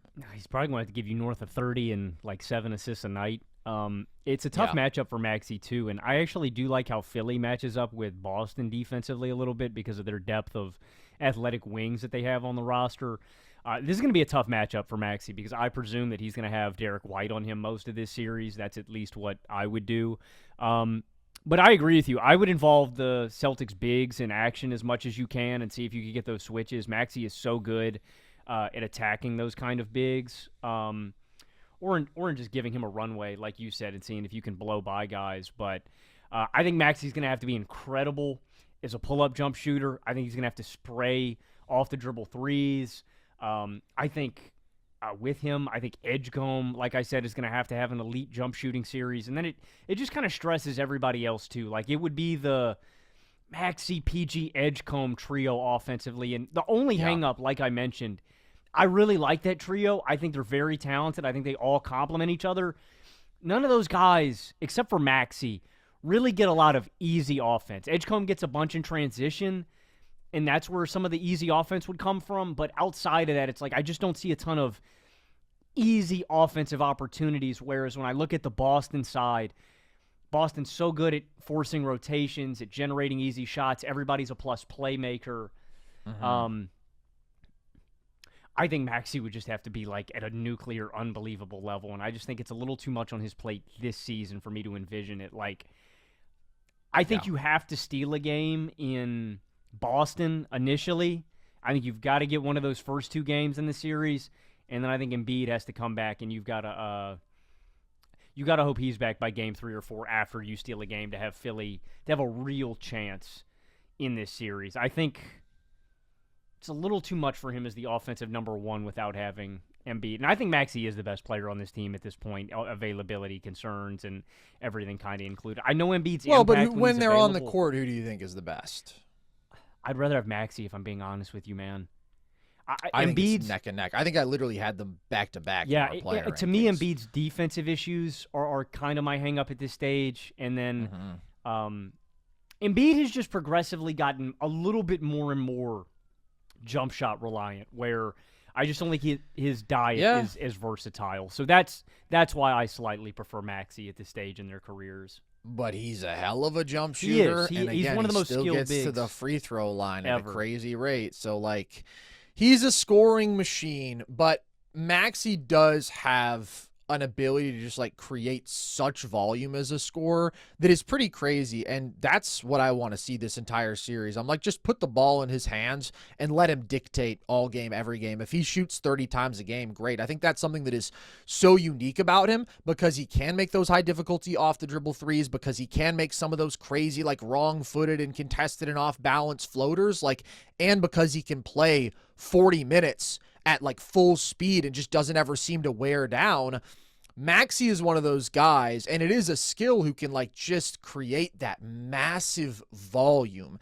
And if Embiid isn't out there, but even if Embiid is out there, like, there's just not much creation elsewhere on this roster, and so there's a big burden on Maxey's plate, but I do think he can handle it pretty well. He still keeps turnovers low. He's not a natural passer necessarily, but if he gets to a point where he's just frying you as a scorer and you start having to really load up and blitz pick and rolls and whatever, like, he starts being able to create for others, great. I just want this to be the Tyrese Maxey show for Philly. I think that's really their path to making this an interesting series, and specifically out of pick and roll, as we mentioned, attacking the drop bigs.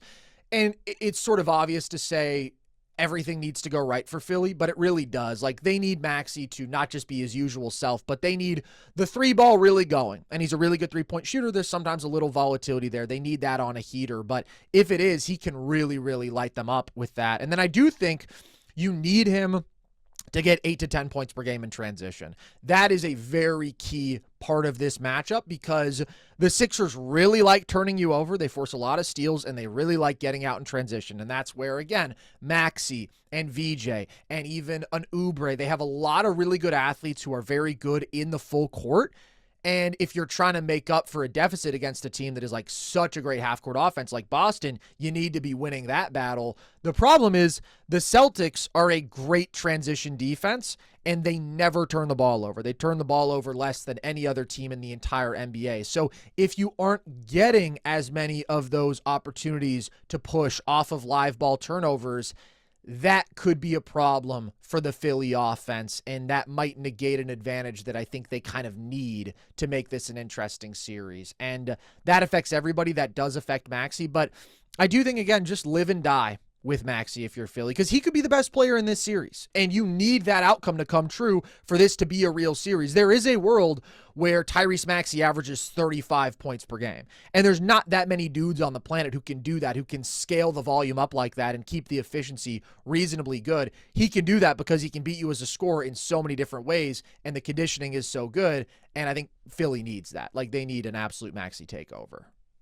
I think Maxey might be like the most high usage. I don't know like the stat, but like I don't know in terms of how much the guy does have the ball during his hands over the course of a 82 game season, how much ground he covers.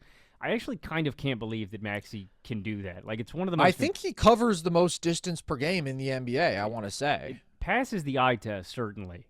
Yeah, and sometimes he takes some crazy shots, but again, I think you just live with that when you look at the context of this team and what they need out of him. They also need Paul George to be in form. And Paul George has been really good since he came back. I still don't think the PEDs have worn off, but he's giving you 21 a game on 60% true shooting since his return. Like, they need him to keep that up, and they need him to make some tough shots, because that's really what his shot diet is at this point. It's pretty much all jumpers, and he can still impact the game defensively, and he is a pretty solid passer, but when it comes to his scoring value, it's all about him making jumpers, and there's some volatility there. He is a really good jump shooter, though, so I think those are the guys that you look at, and it's like they really, really need a lot out of the top of this roster, because depth is going to be an advantage for Boston, a big one.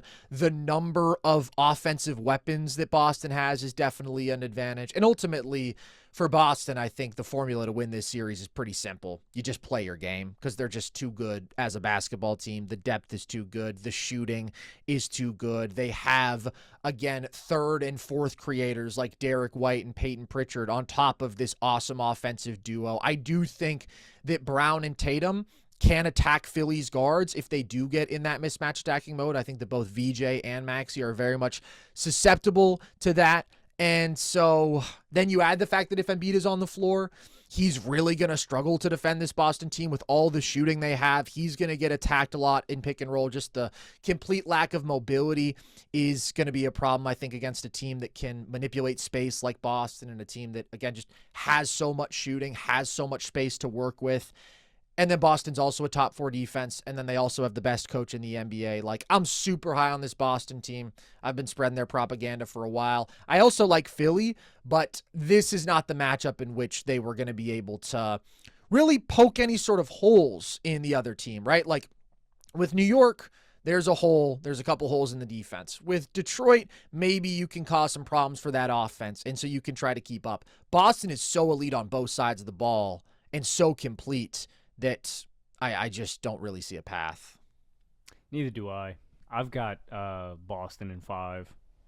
Yeah, I've got Boston in 5 as well. I could see this going 6 if Embiid is on the floor, because like I do think Maxey and Embiid explosions are crazy. Those guys can combine for 70 points in a way that like I wouldn't bet on any other duo in the NBA doing.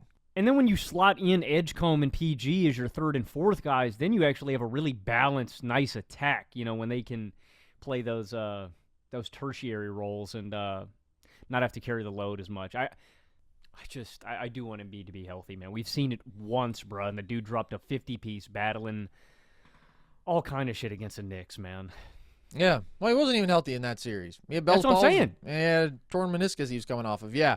Yeah, no, I want to see Embiid back in the playoffs for sure. I just think Boston is too rock solid. I think they're essentially a flawless basketball team. So I'm hoping for a good series. I want to see my vision of Philly realized, but I am going to go with Boston in 5. How about the 2-7 matchup in the other conference, Logan, which was also determined in the play-in just the other night? Blazers-Spurs. I think as we saw in that play-in game, the Portland offense is pretty much all about one guy, and that's Deni Avdija. So I think that's the question that the Spurs are going to be asking themselves. How do you deal with Deni? How do you expect them to do that? Keep him out of the paint and try to limit how much you foul him on drives and stuff like that. I'm not really worried about anybody else on Portland. I mean, after Deni, the next guy that you go in terms of ball handling duties is like Drew Holiday. I have a pretty damning stat courtesy of NBA.com. Shout out them. The most interesting matchup to me in this is on the glass, and Portland was number 4 in offensive rebounding rate. San Antonio was number 1 in defensive rebounding rate during the regular season. The stat courtesy of NBA.com. Portland got 16% of their points from second chances, and they were third in second chance points per 100 possessions. But they, more so than any other offense in basketball, got more of their offense from second chance opportunities. And so I literally think the biggest key in this series for San Antonio is ending possessions. The good news for them is they have the best possession ender in basketball in a guy in Victor Wembanyama. So I think that's the big key. Limit Klingen's impact on the glass, limit the amount of extra opportunities Portland has. And I can't lie to you, dude. Portland is such a mediocre and middling three-point shooting team. I would just sag off of them and try to just keep them at the paint, wall up. It's interesting because in the regular season, Wemby didn't play in any of the matchups against Portland, so this is going to be a new look at them. And Portland's offense is so limited, and to me, it's literally 80% about San Antonio limiting the second chance opportunities, limiting the amount of points that Portland can get in transition, and trying to make sure that you don't send Deni to the line 15 times a game. But I think they've got the personnel to do it. I don't think it's like Portland going up against Phoenix, and Phoenix doesn't have a big body or somebody physically that can match up with them. I think San Antonio has answers and guys that can match up physically with him on ball. So those are my big keys for the San Antonio defense against Portland. Not just that, I think that this is actually a nightmare matchup for Deni. I think that the Spurs are probably the team that he would least want to face in the entire field when it comes to his offense. I would start with Castle on him. I think Castle is honestly a really good defender to put on him, like a 6'6", big, athletic, physical guy. Maybe you have some concerns about him fouling because he can be a little foul prone, and Deni can definitely exploit that. But overall, Castle's a really good perimeter defender to throw at him. But the most important presence, obviously, is Wemby and just his constant looming rim protection, where he is by far the most impactful in the game. So in terms of how we're approaching guarding Deni, I think you're going under all screens. You're daring him to shoot at all times. But if he does get a paint touch, now he has to deal with the best rim protector in the sport, and that's Victor Wembanyama, who I think is absolutely destructive as an interior defender. But the one concern on top of Deni and his ability to generate so many paint touches, as you mentioned, Logan, is dealing with Klingen in the dunker spot, but even more so on the offensive glass.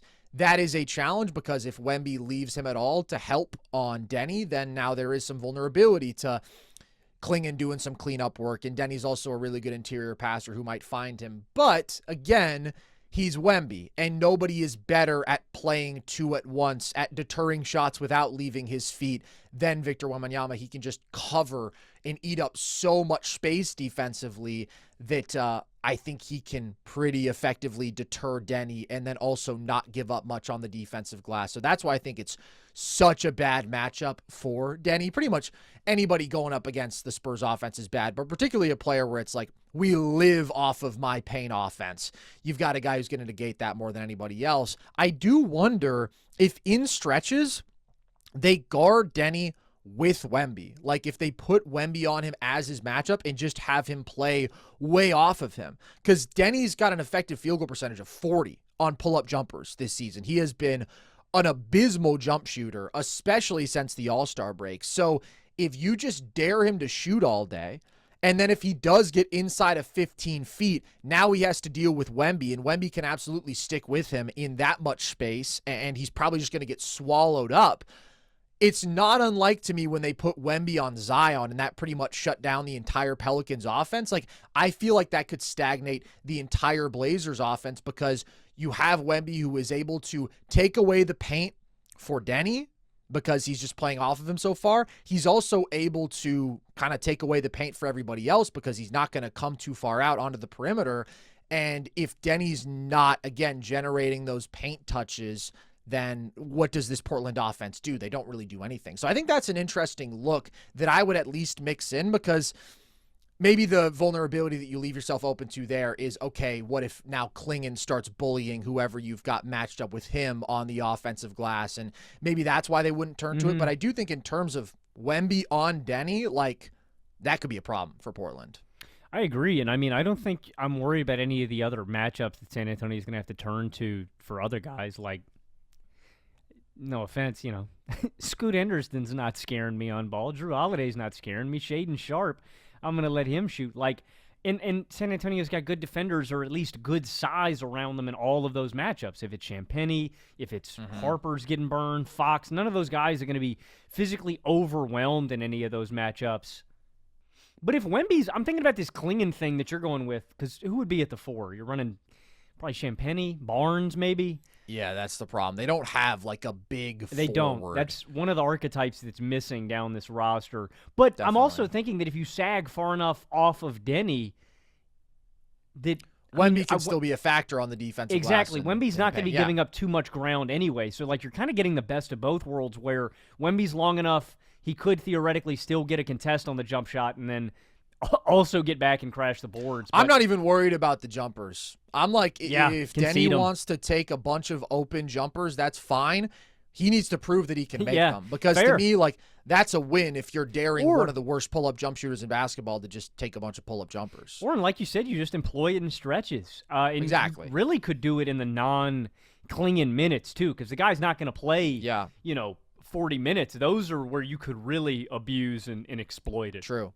Very true. Very true. So, ultimately, I think that the Spurs have very, very good answers here. Like, I do think because of how phenomenal the interior defense is, but also because of their perimeter athleticism, like, I think we're going to see much more out of control, turnover-prone Deni, forcing the issue at times and just sort of getting caught without a plan and maybe struggling a little bit to play amongst all that size and dealing with Wemby in the paint, as opposed to the version of Deni we just saw against the Suns where it was like, you can't guard me, you don't have the perimeter defenders, you don't have the rim protection. Like, I think that dynamic is pretty much going to be flipped on its head. So I think it's going to be a much, much more challenging matchup for Deni, which is really bad for the Portland offense because, again, he is their offense basically. I do think the Klingon-Wemby matchup is really fun, because I think it's going to be a challenge for Wemby to keep Klingon off the offensive glass, even though Wemby has been like the best defensive rebounder in basketball. Klingon's been like the best offensive rebounder. And so that's a unique challenge that Klingon poses to him. But then I look at the other side of the ball and I'm like, Wemby's shooting and speed and agility are big problems for Klingon because in terms of transition, the pick and pop game, like, I just don't think that Klingon can contend whatsoever. Klingon just is not mobile. And when you're talking about a big who is that skilled, he's kind of built to exploit Klingon's defensive rigidity. I agree. I mean, I think his foot speed's a problem. I think even if you're going to get him in isolation in space, I think Klingon just out on the perimeter is a problem. That's why I wonder if Portland's going to put a Toumani Camara on Wemby or if they're going to try some of the wing stuff and have Klingon roaming. But then it's like, if you're roaming off of Champagnie or Vassell, well, those because I think they would just pre-switch to keep him on the baseline. Yeah. But it's like the Spurs have some pretty damn good corner three-point shooters. So it's tough. Because I don't disagree that Portland might try that at some point, just because like you need somebody who can deal with Wemby in space, and then you would have the Klingon rim protection where he's parked in the paint at all times. But I do think you may end up hemorrhaging open corner threes to pretty good shooters. So that's where, like, I just think Klingon's lack of mobility is a problem in this matchup that I don't really know that there's a solution for. I like Klingon a lot, but, like, this is the one concern for him, that he is a big, slow, lumbering giant. And maybe we see more Robert Williams at the 5 because he can guard in space and he can switch, and so he does give them more flexibility. 6'8", though. Yeah. Yeah. But it's tough. I mean, you're not going to solve Wemby, so maybe it's not even worth discussing. Like, maybe the Blazers are just like, we're going to keep our second best player on the floor. We're going to live with some of the matchup problems. We do think he can pose some problems for Wemby, but it's obviously huge advantage to Wemby here. I just think it's a problem for Klingon because if Klingon's going to be the guy on Wemby, I'm going to bring him into the action at the top of the key basically every single time, and I'm going to force Klingon to switch on to one of my quick guards and see if they can blow by him or off the dribble jump shot, or you just swing it back to Wemby. He's just going to sit in a deep drop. He's just going to sit in a deep drop. And so if you want open pull-up threes for Wemby, you're going to be able to get them. I'm spamming that every time. Yeah, or they might like instantly peel switch and just say, okay, we're going to try to funnel your guards in to Klingon, and if they get wide open floaters or wide open mid-range jumpers, we'll live with that. But like if it's Fox, then you can't live with that because he's pretty good at those shots. So I just think it's a problem. And I think it's a problem as much as anything in transition because the Spurs are an awesome transition team. They're a top 5 transition offense. The Blazers are a bottom 5 transition defense. And that's where I think their speed advantage will really pop because the guards are so fast. But also, again, Wemby is this sort of unique transition weapon for a center. So I think the Blazers are pretty outmatched on both sides of the ball. I do think they have good point of attack defense. You can put Kamara on Fox. You can put Holiday on Castle. Like, those are 2 really good perimeter defenders. But I still think the Spurs guards are too quick to really keep out of the paint. And then again, it's like Wemby's floor spacing is just such a big deal if you ever are running pick and roll with him. And like you mentioned, I mean, the biggest thing to me isn't if those guys can match up in the half court. It's really if the Spurs get out in transition where Castle, Fox, Harper, they're going to eat. Yeah. And then, I mean, Wemby just as a floor spacer, right? If those guys do create dribble penetration and it's like Klingon is going to want to be parked in the paint and Wemby can spray threes on you. I think this is probably a series where we see a ton of Wemby threes. I wouldn't be surprised if he was getting up like 9-10 threes a game, and I don't think that would be a bad thing at all. I mean, the paint offense is probably a bit more consistent with him, but I think there's going to be a lot of opportunities for him to get good looks from 3. And the Spurs are also a substantially better shooting team than Portland. They've been on a heater for these last couple months, but just overall this year, they're 15th in three-point percentage. The Blazers are 28th in three-point percentage. So the Spurs just have much more high-end talent. They have better depth. I think they pose some real problems for the Blazers on both sides of the ball. I'm taking the Spurs in 4. I think they're just substantially better at pretty much everything, and it's hard for me to even see how the Blazers steal a game, truly. Like, I think they would need a Deni masterclass, which is hard to pull off in this matchup. They need a great three-point shooting game from the guys around him, which is possible, but they're a bad shooting team overall. And they would need great defense, and they'd probably need a Spurs cold shooting game. And it's like, all right, yeah, if every possible thing goes right for you, you can win a game. But it's tough to pull off against the Spurs even once when they've just been playing at such a ridiculous level for so long and are just such a superior basketball team. I don't know. It's something about the Spurs youth that I'm going to take Portland to win one game. The I'm not experience tax. Yeah, I think that. But what's Portland's experience? They got Drew Holiday. Yeah, I guess that's kind of it. I don't know. My thing is I'm predicting one game where Wemby goes cold from deep, has some turnover issues think Portland get out in transition. Like, they muck one game up enough to where it's really tight at the end, and then they hit some big shots. I think they steal one game, but I'm not going to predict anything more. So I'm going to take the Spurs in 5. Yeah, it'll be interesting to see if they can cause any problems for San Antonio's offense. Like, if they do just throw the absolute kitchen sink at Wemby and say, like, fuck it, we are going to guard you with a Kamara, but we're going to double like crazy. Like, I don't know, does that overwhelm him at all? But, again, I just don't see any way in which they deal with Wemby and they don't put themselves at some sort of significant disadvantage. Like, they got to give something up. And that's not a good reality to have when you're walking into a series. So I'm going to take the Spurs to sweep in this one. Okay, so now, Logan, we are going to go through series by series, and we've already broken down every series that is set in stone for the first round, so we're not going to elaborate on any of that. We're just going to say who we have advancing and in how many games, and then we will go through and fill out the rest of our theoretical bracket until we decide a champion. So in the West, the Thunder are going to host either the Warriors or the Suns. I think it's going to be the Warriors, and the Thunder are going to sweep them. Ooh, I'm going to take OKC in 5. I think Golden State gets 1. I am betting on the dominant teams dominating the very flawed middling teams. So I also have the Spurs sweeping the Blazers, as we just said. I have the Nuggets beating the Wolves in 6, and I have the Rockets beating the Lakers in 5. What do you have in the rest of the Western Conference first round? I have the Rockets beating the Lakers in 5, and then I have the Nuggets taking down the Wolves in 6.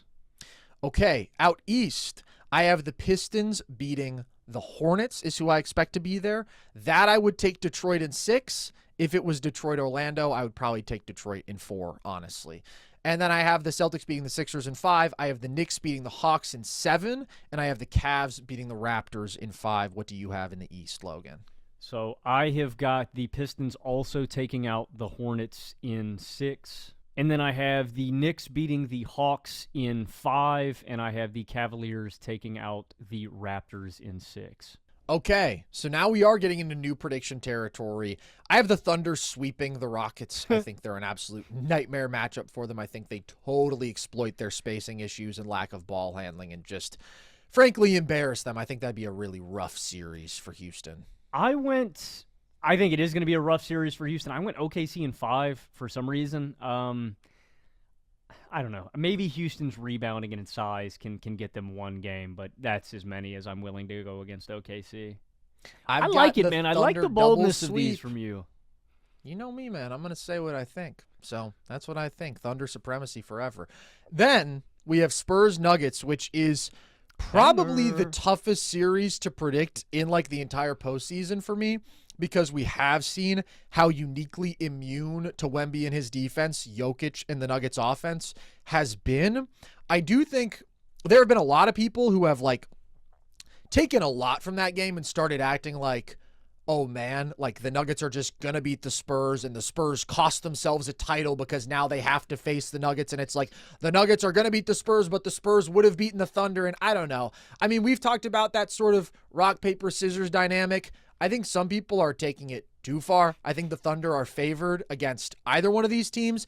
And I think the Spurs are probably still the slight favorite against the Nuggets because although Jokic and the offense perform so well against Wemby and this Spurs defense and just are not affected by them like everybody else is, I also think the Nuggets have major things to figure out with this Spurs offense that's been the number one offense in basketball for the last couple months. And how the hell are they going to deal with Wemby? And how the hell are they going to deal with these super explosive athletic guards? And if the Spurs are making their perimeter shots like they have been, I mean, they're just an absolute two-way juggernaut. So they can lose a little something defensively, but the Nuggets are always fighting an uphill battle defensively in terms of personnel.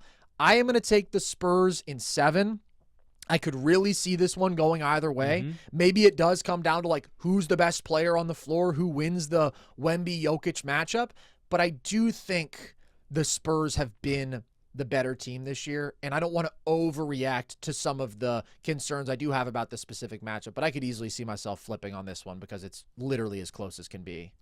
It's funny to me that people are drawing those kind of drastic conclusions off of a game that was decided in overtime by 2 points. That's pretty funny. For sure. And a game in which the Nuggets shot significantly better from 3. It's like what Jokic does to Wemby is insane. It is real. And yet he was unbelievable in that game. And as you said, it was still an overtime game that the Spurs probably should have won. Like, the Spurs are just fantastic. And I'm going to be real. The experience factor, it doesn't matter to me. It doesn't matter to me, man. It's a youth movement in the NBA. Like, a lot of the best teams right now are very young. Maybe I'm making a video on this very topic and why it's happening. And Spurs act like grown-ups. They don't act like young kids out there. Like, I think they're ready to take care of business. If they lose, it'll be because the Nuggets are better, not because they're more experienced. That's what I think. Yeah, I'm at like a 50-52. I'm also going to take the Spurs in 7, and it's because of that matchup that you're talking about. I think the Nuggets are just going to have a handful dealing with the Spurs in transition, dealing with these quick guards, creating downhill penetration. They've got good surrounding shooting, too. The potential pitfall that very well could get San Antonio, though, is their spot-up shooting. If Dylan Harper, if Fox, if Castler are not hitting those spot-up threes, and Denver is, that could swing the tide of this series. Like, that's why it's so close to me. The Spurs have the kind of athletic advantages against the Denver point-of-attack defense, but I also think Denver has the extreme spot-up shooting ability, and they also have a Nikola Jokic. So I'm not going to act like this is not super close to me. It is. I could very easily see the Nuggets winning this series, but I just barely prefer San Antonio, so I'm going to take them in 7. The one thing that really does make me hesitate is the clutch factor, which is ironic because, like, by every possible metric, the Spurs were the better clutch team this year. They have a substantially better clutch record. They were a better clutch offense. They were a better clutch defense. And yet I do still trust Denver's offense so much in the clutch. And maybe you could say, oh, there's some experience in that. And part of it is continuity and the synergy of Murray and Jokic and Gordon playing so well together. But it's also just like the Murray-Jokic two-man game is as good of clutch offense, half-court offense, as we've seen basically in the history of this game. And I do have some more questions about Fox's offense in the clutch. So that's where if we do get down to a lot of really close games, I would start to get nervous for San Antonio because I do think I lean on Denver when you get into that sort of situation. But I'm still going to take the Spurs in 7. Then Cavs Pistons, Logan. I am going to take the Cavs to win this in 7. We talked about this pretty extensively. I think the Pistons defense is phenomenal. I do think their switchability and their perimeter athleticism can be a challenge for James Harden. I do think their ability to create margin, potentially forcing turnovers, getting out in transition on the offensive glass, and to potentially just kind of physically bully Cleveland and Cleveland's bigs and James Harden. Like, that stuff all concerns me, but I do think the offensive skill gap is so substantial. I think that Cleveland just has different levels of offensive creation and shooting and play finishing, and I do really like their depth. I do think they have an ability to mix and match lineups and find the right balances of offense and defense and always have a high-level offensive creator on the floor, and I do think I'm just going to bank on that. I still worry about the Pistons offense around Cade Cunningham, although I've started to feel better about it. Dennis Jenkins is a guy who I'm optimistic about playing a role for them as like a secondary ball handler. Nevertheless, the shooting concerns and even Cade's own offensive inefficiencies just make it where, like, I think Cleveland is in a totally different tier of half-court offense, and so I'm going to bank on them. Because of that, I'm going to bank on that outweighing some of Detroit's other advantages. But I think it would be a very close, hard-fought series, and I think they'd both land their punches for sure.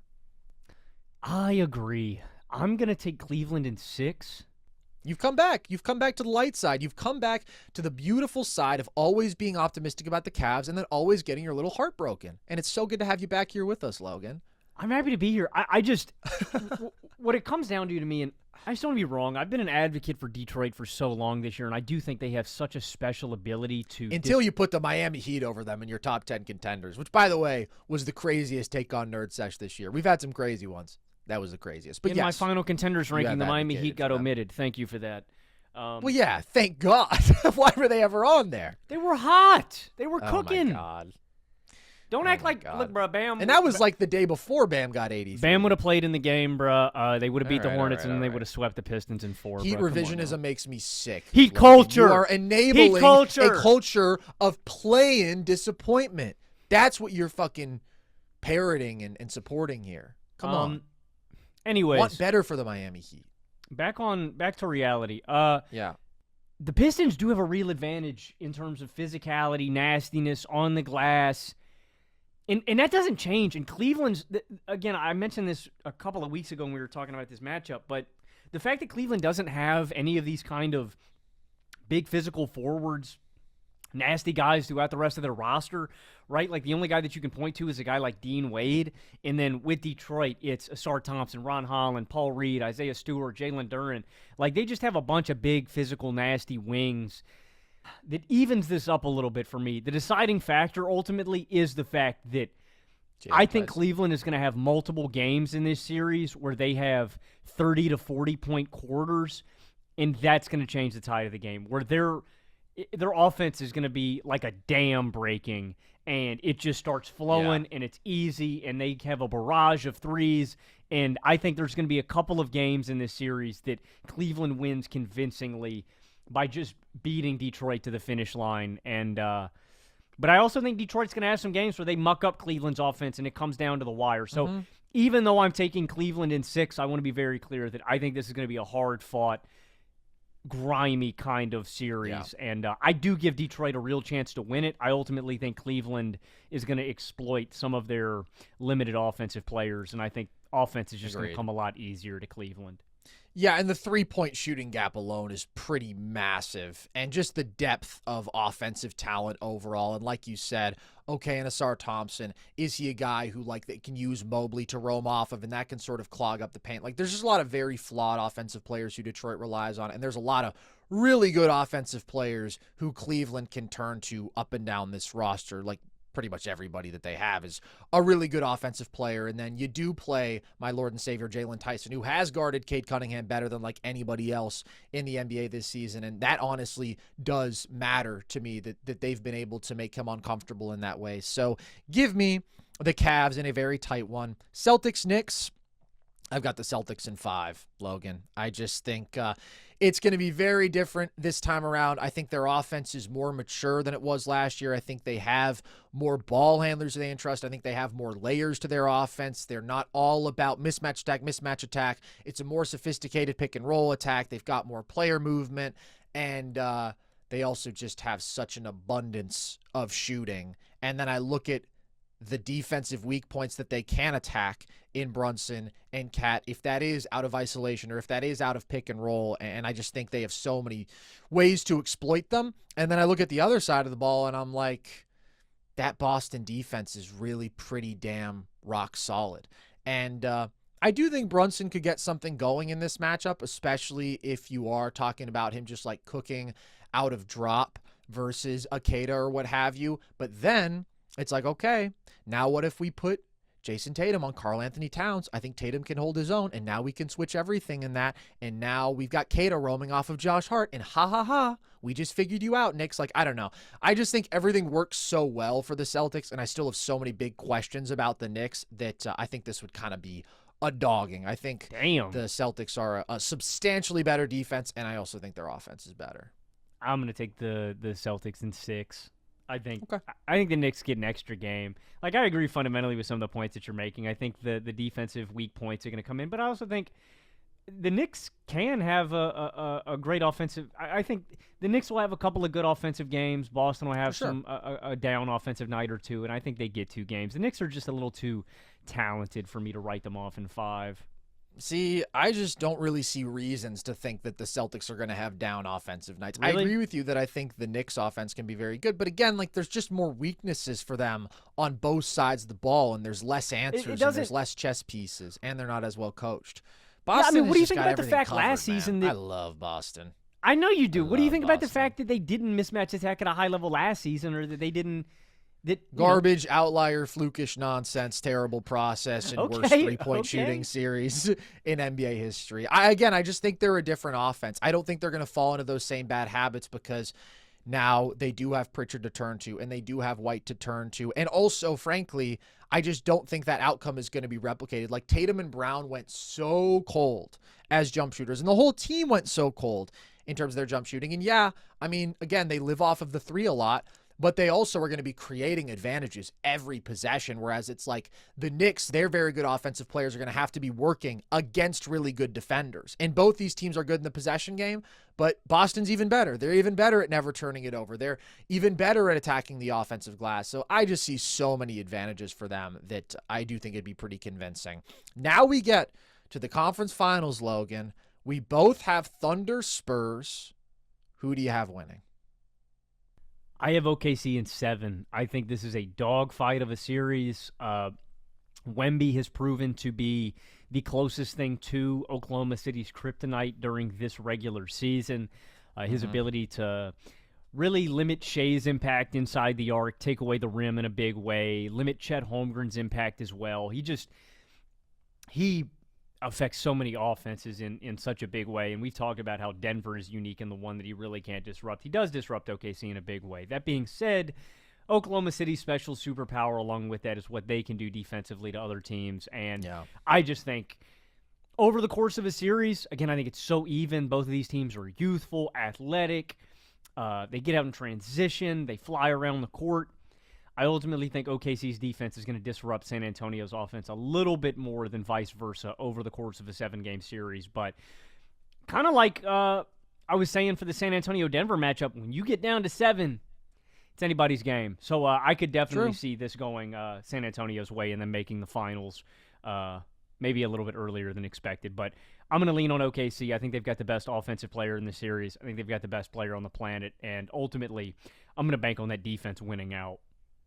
Yeah, I agree. Well, and then I also think like the fact that they have by so far the best offensive player in this series does matter when it comes to like dictating a lot of these big games. And Shea has absolutely been affected by Wemby, but like so much of what Wemby has been able to do in terms of just like, frankly, outright effectively doubling Shea, just because the second he gets inside of 15 feet, like there is Wemby to immediately confront him. that's all contingent upon him being able to roam off of OKC's spot-up shooters and not get punished for that. If those guys make their catch-and-shoot threes at a decent clip, then I just think OKC wins this series because, again, like Shea knows what he needs to do, especially now that he's seen this defense a few times, and so he'll get the ball to these guys. Can they make the shots is the question. And even Shea, I mean, he still finds his ways to score from the mid-range and in the paint. It's harder when you have a Wemby who is roaming and is dedicated to helping on you at all times, but I just think back to a couple of these matches, but it's like Shea created so many open shots for an Alex Caruso, and he just clanged and clanged and clanged. But I don't think that's going to happen over a 7-game series. If I had to bet, I do think that Shea is at this all-time level as a scorer. I do think the offensive depth alongside him is better than what it was last year. And then I do think the Thunder can do a lot that makes life hard on the Spurs offense. Now, we did see the Spurs in the first couple meetings this year do a really good job of their guards actually still creating penetration and not turning the ball over a lot and not doing the stuff that so many teams do against OKC's perimeter defense where they do get overwhelmed. I don't know if I trust that to be sustained. When it comes to Castle, who did have some turnover issues in the last meeting, I do think they have an ability to swarm Wemby and make him uncomfortable that we saw in the last meeting that really changed the dynamics. And overall, it's just like the speed, the length, the athleticism, the hands with this defense. It's different than anything we've ever seen. And so if you're telling me I've got the GOAT level defense and I've got far and away the best offensive player in the series, there's always the possibility that the shooting luck just doesn't go OKC's way. And I think that's how they lose. But I do think that they're going to win this series. I still have it going 7 because I think like San Antonio's defense is a real problem for them to figure out. But again, I think a lot of people look and they're like, oh man, the Spurs beat them 3 times this year. That is super real. That is super impressive. It also does matter to me, though, that OKC did look so much better in this matchup last time that we saw it, that it did feel like they figured things out on both sides of the ball. And also, let me give you a little more AJ Mitchell propaganda. When he plays, these teams are just 1-1 against each other. So when you have another creator alongside Shea, when you have another good offensive player, like it's been a very different story than when they were more starved for offensive talent around Shea and a couple of those other meetings. So I do think the Spurs, possibly the scariest matchup for the Thunder, but I am going to bet on OKC's incredible formula pulling through. Then we've got Celtics-Cavs, Logan. What's your prediction here? I've got Boston in 7 for this one as well. I think this is, I like Cleveland a lot, and I think if Cleveland gets here, they've got the firepower to hang around. But ultimately, I like Boston's defense more. That's what it's going to come down to me. I think they just have better personnel to match up with against their stars. The interior matchup is interesting to me, though, because I do think that Cleveland has a little bit of an edge maybe on the interior and on the glass. I do just think Boston's better, though, with Tatum coming fully back, though. I mean, I think that Tatum and Brown, considering the archetype that I've been harping on that Cleveland really lacks, Jalen Tyson and Dean Wade are kind of their only really reliable wing guys, and I think that there's going to be a lot of mismatch attacking that Brown and Tatum are going to be able to do throughout the duration of this series. That being said, I do think this goes 7, though, because of my belief in Cleveland's offense. I think that they can match what Boston can give them, and they've got a ton of great play finishers in shooting all around Mitchell and Harden. So I think we see some track meet kind of games, but ultimately I think that Boston's high-level mismatch attacking and their abundance of creators throughout the roster, their totality of their defense as well is going to win out. But I'm back in on Cleveland, man. I've been so impressed with them. The only thing that I think could leave them short, and I like this guy now. I have an appreciation for his game. I just hope it's not Harden. I hope it's not him that leaves them short in a series against Detroit or against Boston. And but ultimately, I am kind of scared about that, though. Yeah, no, I think that that's fair, especially against a team like Boston who can switch a lot, who can throw a lot of quality perimeter defenders at him. Like, and then also you have the questions about him getting attacked defensively. Like, I think Harden is really, really good, but when I do think about the scenarios where like the rubber probably meets the road for Cleveland and things do run out, it tends to focus on him in some way or another. And just like basically what it comes down to in this series is I think both of these teams are awesome offenses. And I just think the Celtics have more of an ability to challenge the Cavs' best offensive players with their really strong perimeter defenders than the Cavs do against Boston, because they do have weaker perimeter defense. And Boston also does have more like actual creators. And so there's just so much on the shoulders of like Harden and Mitchell, obviously, but I'm more confident in Mitchell because I'm always confident in Mitchell for the playoffs, honestly. But like to be the creators, and they have tons of shooting and play finishing around them, but they need to be the ones creating the advantages.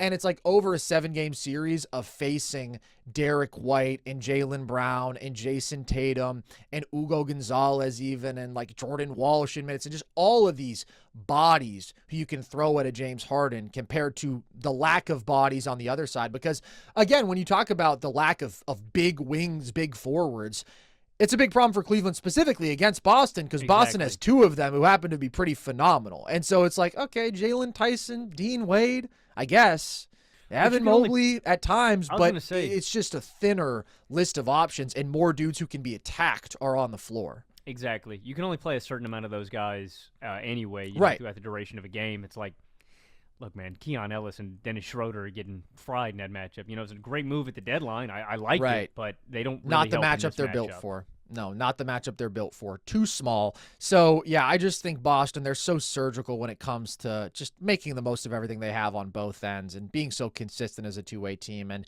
taking advantage of other teams' weaknesses. I have Boston in 6 here. You know, I've been a Cavs believer, but the more I think about it, I'd be surprised if Cleveland won that series. But I'd be surprised if anybody beat Boston in the East, because I think they're just so complete. So now we get to the finals, Logan. We've both got Thunder, Celtics. This is what I thought was written in the stars last year. I mean, from like before the season, this was my prediction. I was not expecting to see the Boston Celtics here when we started this season. However, I have been pushing the propaganda for them as the best team in the East for quite some time now. What's your prediction here, though, Logan? I've got OKC in 6, and I'm going to take OKC in 6 because OKC is a team that I do think has an abundance of defenders that can match up against Tatum and Brown, and that's really the difference to me against a team like Cleveland, where we've seen Brown, and Brown has had a good game against OKC. We saw it this year. We also know what they can do to a guy with his handle, and they just have an abundance, man. If it's okay, we're going to deploy Caruso. We're going to deploy J-Dub. We're going to deploy Cason Wallace. We're going to deploy Lou Dort. SGA in spots. Like, there's just no weak point to attack. They also have the benefit of having a Chet Holmgren look at the 5 or a Holmgren look at the 4 alongside an Isaiah Hartenstein. This is just where OKC's supreme depth and defense is going to overwhelm and override what Boston has in totality. I do think it's going to be a competitive series. Boston, very fast, transition team, can play up tempo, can match OKC in a lot of ways. I also think Boston's supreme three-point shooting is going to shrink the margin between these two teams. OKC has a bad shooting night, has a couple of bad shooting nights. Boston could steal those, for sure, just because their three-point shooting is a weapon in comparison to OKC, where I do worry about them. In Caruso minutes, in Dort minutes, Boston could just decide, okay, we're going to sag off these guys and we're going to let them shoot, and those guys could let you down and leave you hanging and shoot you out of a game. Certainly. Right.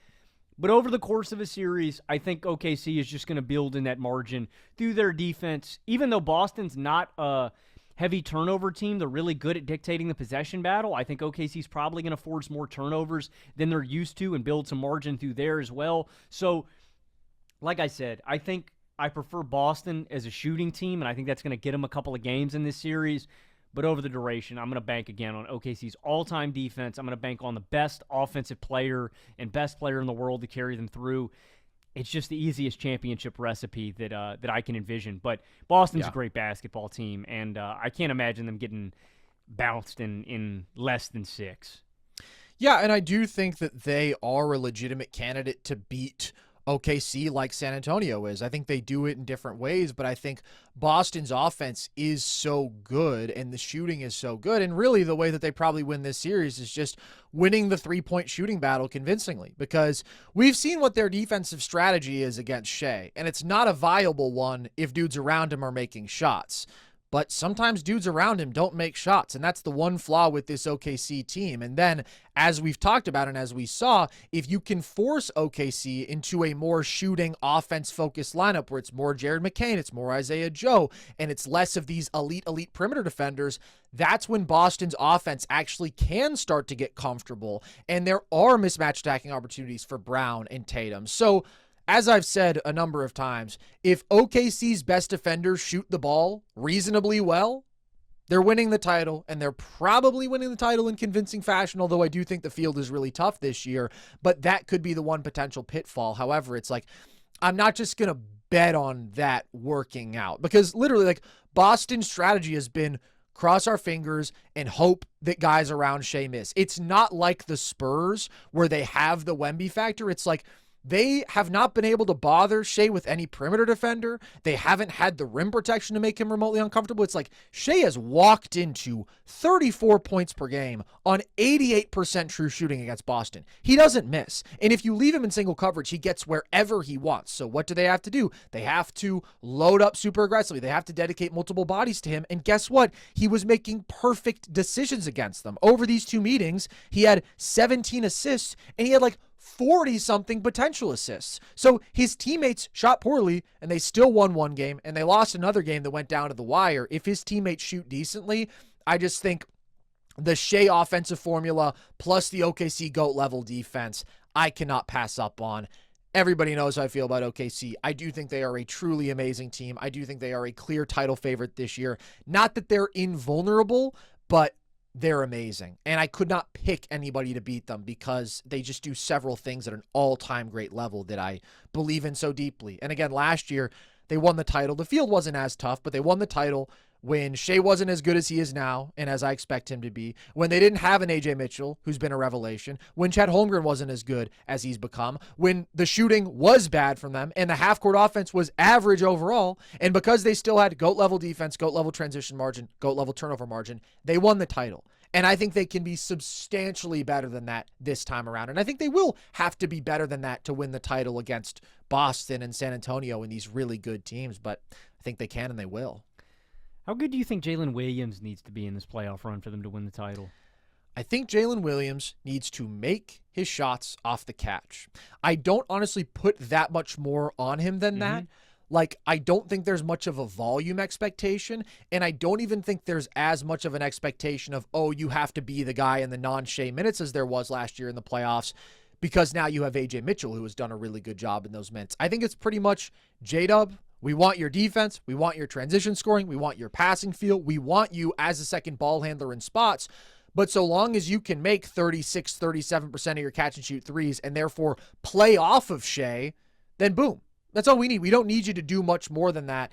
I don't think they're going to need him to score 40 in a finals game again, and maybe he can do that every so often, but it's just like, again, to me, the offensive formula is Shea, like to the max, and dudes around him make open shots, and J-Dub pick your spots. I think Chet is actually the really interesting player because I just want to see how different his offense is in the playoffs this time around from in the playoffs last year, because he's had an awesome offensive regular season. I don't know how much it translates. I mean, obviously the three-point shot just has to hold up, but like the ISO post-up mid-range stuff from him has been super legit, and his aggression has ticked up. And if that translates, if Chet goes into the playoffs and he's a 20-point per game on 65% true shooting guy, like, it's wraps. Exactly. So there's just so many outcomes I look at with the Thunder, and I'm like, it's wraps. It's over. And the ceiling with them is just different than everybody else, but then also the floor with them is higher than everybody else because they have Shea plus defense plus turnover transition margins. So I am picking OKC to win the title. Breaking and shocking news. So there you have it, folks. We will be live tomorrow night after the final play-in games, and at that point we will do sort of a brief 1 versus 8 playoff series previews. Keep that very quick on whoever the Thunder and Pistons end up drawing. And then we're live every freaking night. So we expect to see you guys there. We expect to see you well-dressed with good attitudes, rosy cheeks, smiley faces, oiled up. Logan asked for that one, not me.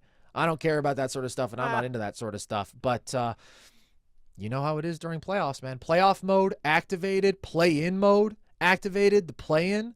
I love it, I have to say. And it's like, maybe all that we had to do this entire time was keep the Chicago Bulls out of the play-in. Because when the Bulls are in it, it sucks. But, like, genuinely, it's not surprising that the play-in has been better this year because there's 4, like, pretty good teams in the play-in in both conferences. Whereas, like, before this year, the 7 through 10 spots in the East were so weak, and now the 7 through 10 spots in the East are actually interesting and, like, have pretty good teams. So, yeah, it's fun when that happens. Hopefully it continues.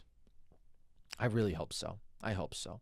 But regardless, we will be continuing with our playoff coverage. You guys know where to find us on YouTube. You can watch all those full episodes. You can catch us live every night going forward, or you can listen to the full episodes on all audio platforms after the fact. You can also find, though, our video essays and video breakdowns that we do on YouTube. And, of course, you can follow us across social, TikTok and Instagram at NerdSesh, Twitter at Nerd_Sesh. So, with that, as always, appreciate you guys so much. I've been Carson Brabber. I have been Logan Camden. And this was NerdSesh.